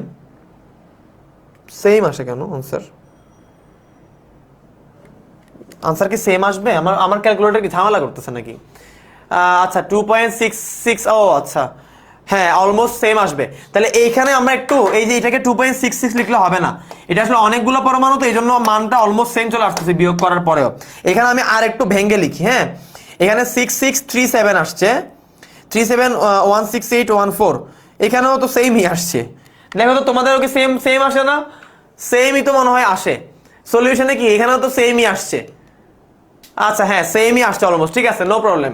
এরকম সেম আসলে ঘাবড়ে যাবে না, সেম আসার কথা না যদিও, বাট সেম আসতেছে মানে অ্যাকচুয়ালি যে এটা আসলে অনেক বড়, তো অনেক বড় একটা জিনিসের থেকে যে ছোট একটু বাদ দিলে এটা আসলে বাদ পড়তেছে না, এটাই ঝামেলা। তাহলে এখানে কত আসছে? 2.66 ইন্টু 10 টু দি পাওয়ার 21 এটাই আসছে, ঠিক আছে। এটা কি আসলো? n এর মান আসলো। কি আসলো ভাইয়া? n এর মান আসলো। এবার আমরা যদি এখানে n নট আর n এর মান বসাইয়ে দেই তাহলে কিন্তু ln 1 হয়ে যায়, ln 1 এর মান কিন্তু 0 হয়ে যায়। তাহলে আমাদের ম্যাথ আসলে মিলবে না। তাহলে এই কি করা যাবে না? একই করা যাবে না, একটু আমাদেরকে চেঞ্জ করে লিখতে হবে। যদিও মানটা সেমই আসতেছে, বাট আমাদেরকে একটু বুঝে চেঞ্জ করে লিখতে হবে। তাছাড়া যেটা হবে, এই যে n নট এর মান যা, n এর মানও তা বসাই দিলে 1, ln 1 এর মান 0, তাহলে ল্যামডা 0, তাহলে ম্যাথ মিলবেই না। ঠিক আছে, ম্যাথ কি মিলবেই না। সো আমাদেরকে যেটা করতে হবে, এই ম্যাথগুলো করতে গেলে এই একটা ছোট ঝামেলা আমাদেরকে পড়তে হয়, বা এখানে এই সংখ্যাটা এমন ভাবে বসাইছে যে আমাদের বিয়োগ করার পরও মানটা সেম চলে আসতেছে। ঠিক আছে, ঠিক আছে। সো সুবা সাফিয়াত বলছেন লাইভে আসছি, সিজদা আচ্ছা আসেন লাইভে, সমস্যা নেই। দেখেন তাহলে এইখানে মানটা অ্যাকচুয়ালি সেম আসবে না। হ্যাঁ অ্যান্সার সেম আমি জানি, বাট এটা অ্যাকচুয়ালি সেম আসবে না, এটা অ্যাকচুয়ালি একটু চেঞ্জ করে লিখতে হবে। যেমন এখানে দেখেন আমাদের সলিউশন যে করা আছে, এখানে খেয়াল করেন, এখানে 6 এর পরে একটা 5 লিখছে, আর এখানে এই 5টা লেখা নাই। ঠিক আছে, এই 5 এর জন্যই কিন্তু কি হচ্ছে, এইখানে এত বড় একটা নাম্বার চলে আসছে। কেন জানেন? কারণ হচ্ছে এই যে দেখেন 0.005 ইন্টু 10⁻21। সো এইটা কিন্তু অনেক বিশাল একটা সংখ্যা। ওকে, সো এখানে আসলে একটা ওরা 5 লিখছে, তাহলে এটা আমরা একটু তাহলে ম্যাথটা মিলানোর জন্য আমাদের যেটা করতে হবে, 3 ঘর বা 4 ঘর পর্যন্ত নিতে হবে। তাহলে 3 ঘর বা 4 ঘর পর্যন্ত নিলে আমরা এখানে যদি একটু 5 দিই তাহলে অঙ্ক মিলে যাবে। এখানে 5 দেবো, এখানে জাস্ট এইটুকুই রাখবো। তাহলে খেয়াল করে দেখেন, n নট জানি, n জানি, t এর মান কত 1 সেকেন্ড, তাহলে কি পাবো ভাইয়া, ল্যামডা পাবো। কি পাবো? ল্যামডা পাবো। সেই ল্যামডাটা এখানে বসাই দিলে কি পাবো, আমাদের t½ পেয়ে যাবো। কি পেয়ে যাবো? t½ পেয়ে যাবো, অর্থাৎ অর্ধায়ু সময় পেয়ে যাবো। একটু খেয়াল করে দেখেন, অর্ধায়ুটা আমাদের আসবে কিসে আসবে বলেন তো? সেকেন্ডে আসবে, তাই না? এই যে দেখেন, এই যে অনেক বিশাল একটা সেকেন্ড আসছে, 5.2 × 10⁻10, অনেক বড় একটা কি আসছে, সংখ্যা আসছে। ঠিক আছে, সেকেন্ড আসছে। সেকেন্ডটাকে কিসে নিয়ে যাবো আমরা? ইয়ারে নিতে পারি, না চাইলেও কেউ না নিতে পারেন, নো প্রবলেম। ঠিক আছে, না চাইলেও না নিতে পারেন, চাইলেও নিতে পারেন, কোনো সমস্যা নাই। ঠিক আছে, বুঝছি সবাই? তাহলে এই একটা মানে একটু করিয়ে দিলাম যে আমরা যেন একটু রিলেট করতে পারি যে আজকে আমরা কি কি পড়ছি। দেখেন প্রবলেম 2 করাইছি, প্রবলেম 1 কিন্তু আমরা আগামী ক্লাসে করব। ঠিক আছে, ঠিক আছে, আমরা আগামী ক্লাসে প্রবলেম 1 করবো, আরো এর আগেও আরো কিছু জিনিসপত্র বাকি আছে। তাহলে আমরা আজকে কতটুকু পড়লাম ভাইয়া? আজকে আমরা পড়লাম অর্ধায়ু পর্যন্ত। আজকে আমরা বললাম অর্ধায়ু শেষ হয় নাই, অর্ধায়ের এই যে অর্ধায়ুর উপর অর্থাৎ হাফ লাইফ থেকে আমাদের এই গ্রাফগুলো একটু বুঝতে হবে, আমরা আগামী ক্লাসে শুরু করব। তাহলে আজকে আমরা এই স্লাইডে শেষ করছি। একটা ম্যাথ কেবলমাত্র তোমাদের সুবিধার জন্য, তোমাদের রিলেট করতে পারার জন্য আমি হচ্ছে তোমাদেরকে কি করলাম, করিয়ে দিলাম। ভাইয়ার ক্লাস করতে খুব জোশ লাগে, থ্যাংক ইউ পিলু, তোমার নামটাও সুন্দর, পিলু, অনেক কিউট নাম। আচ্ছা ঠিক আছে, তাহলে ভাইয়া তোমরা সবাই ভালো থেকো, সুস্থ থেকো। আমরা আজকে ক্লাস এখানেই শেষ করতেছি। ঠিক আছে, okay, lots of love for everyone, tata.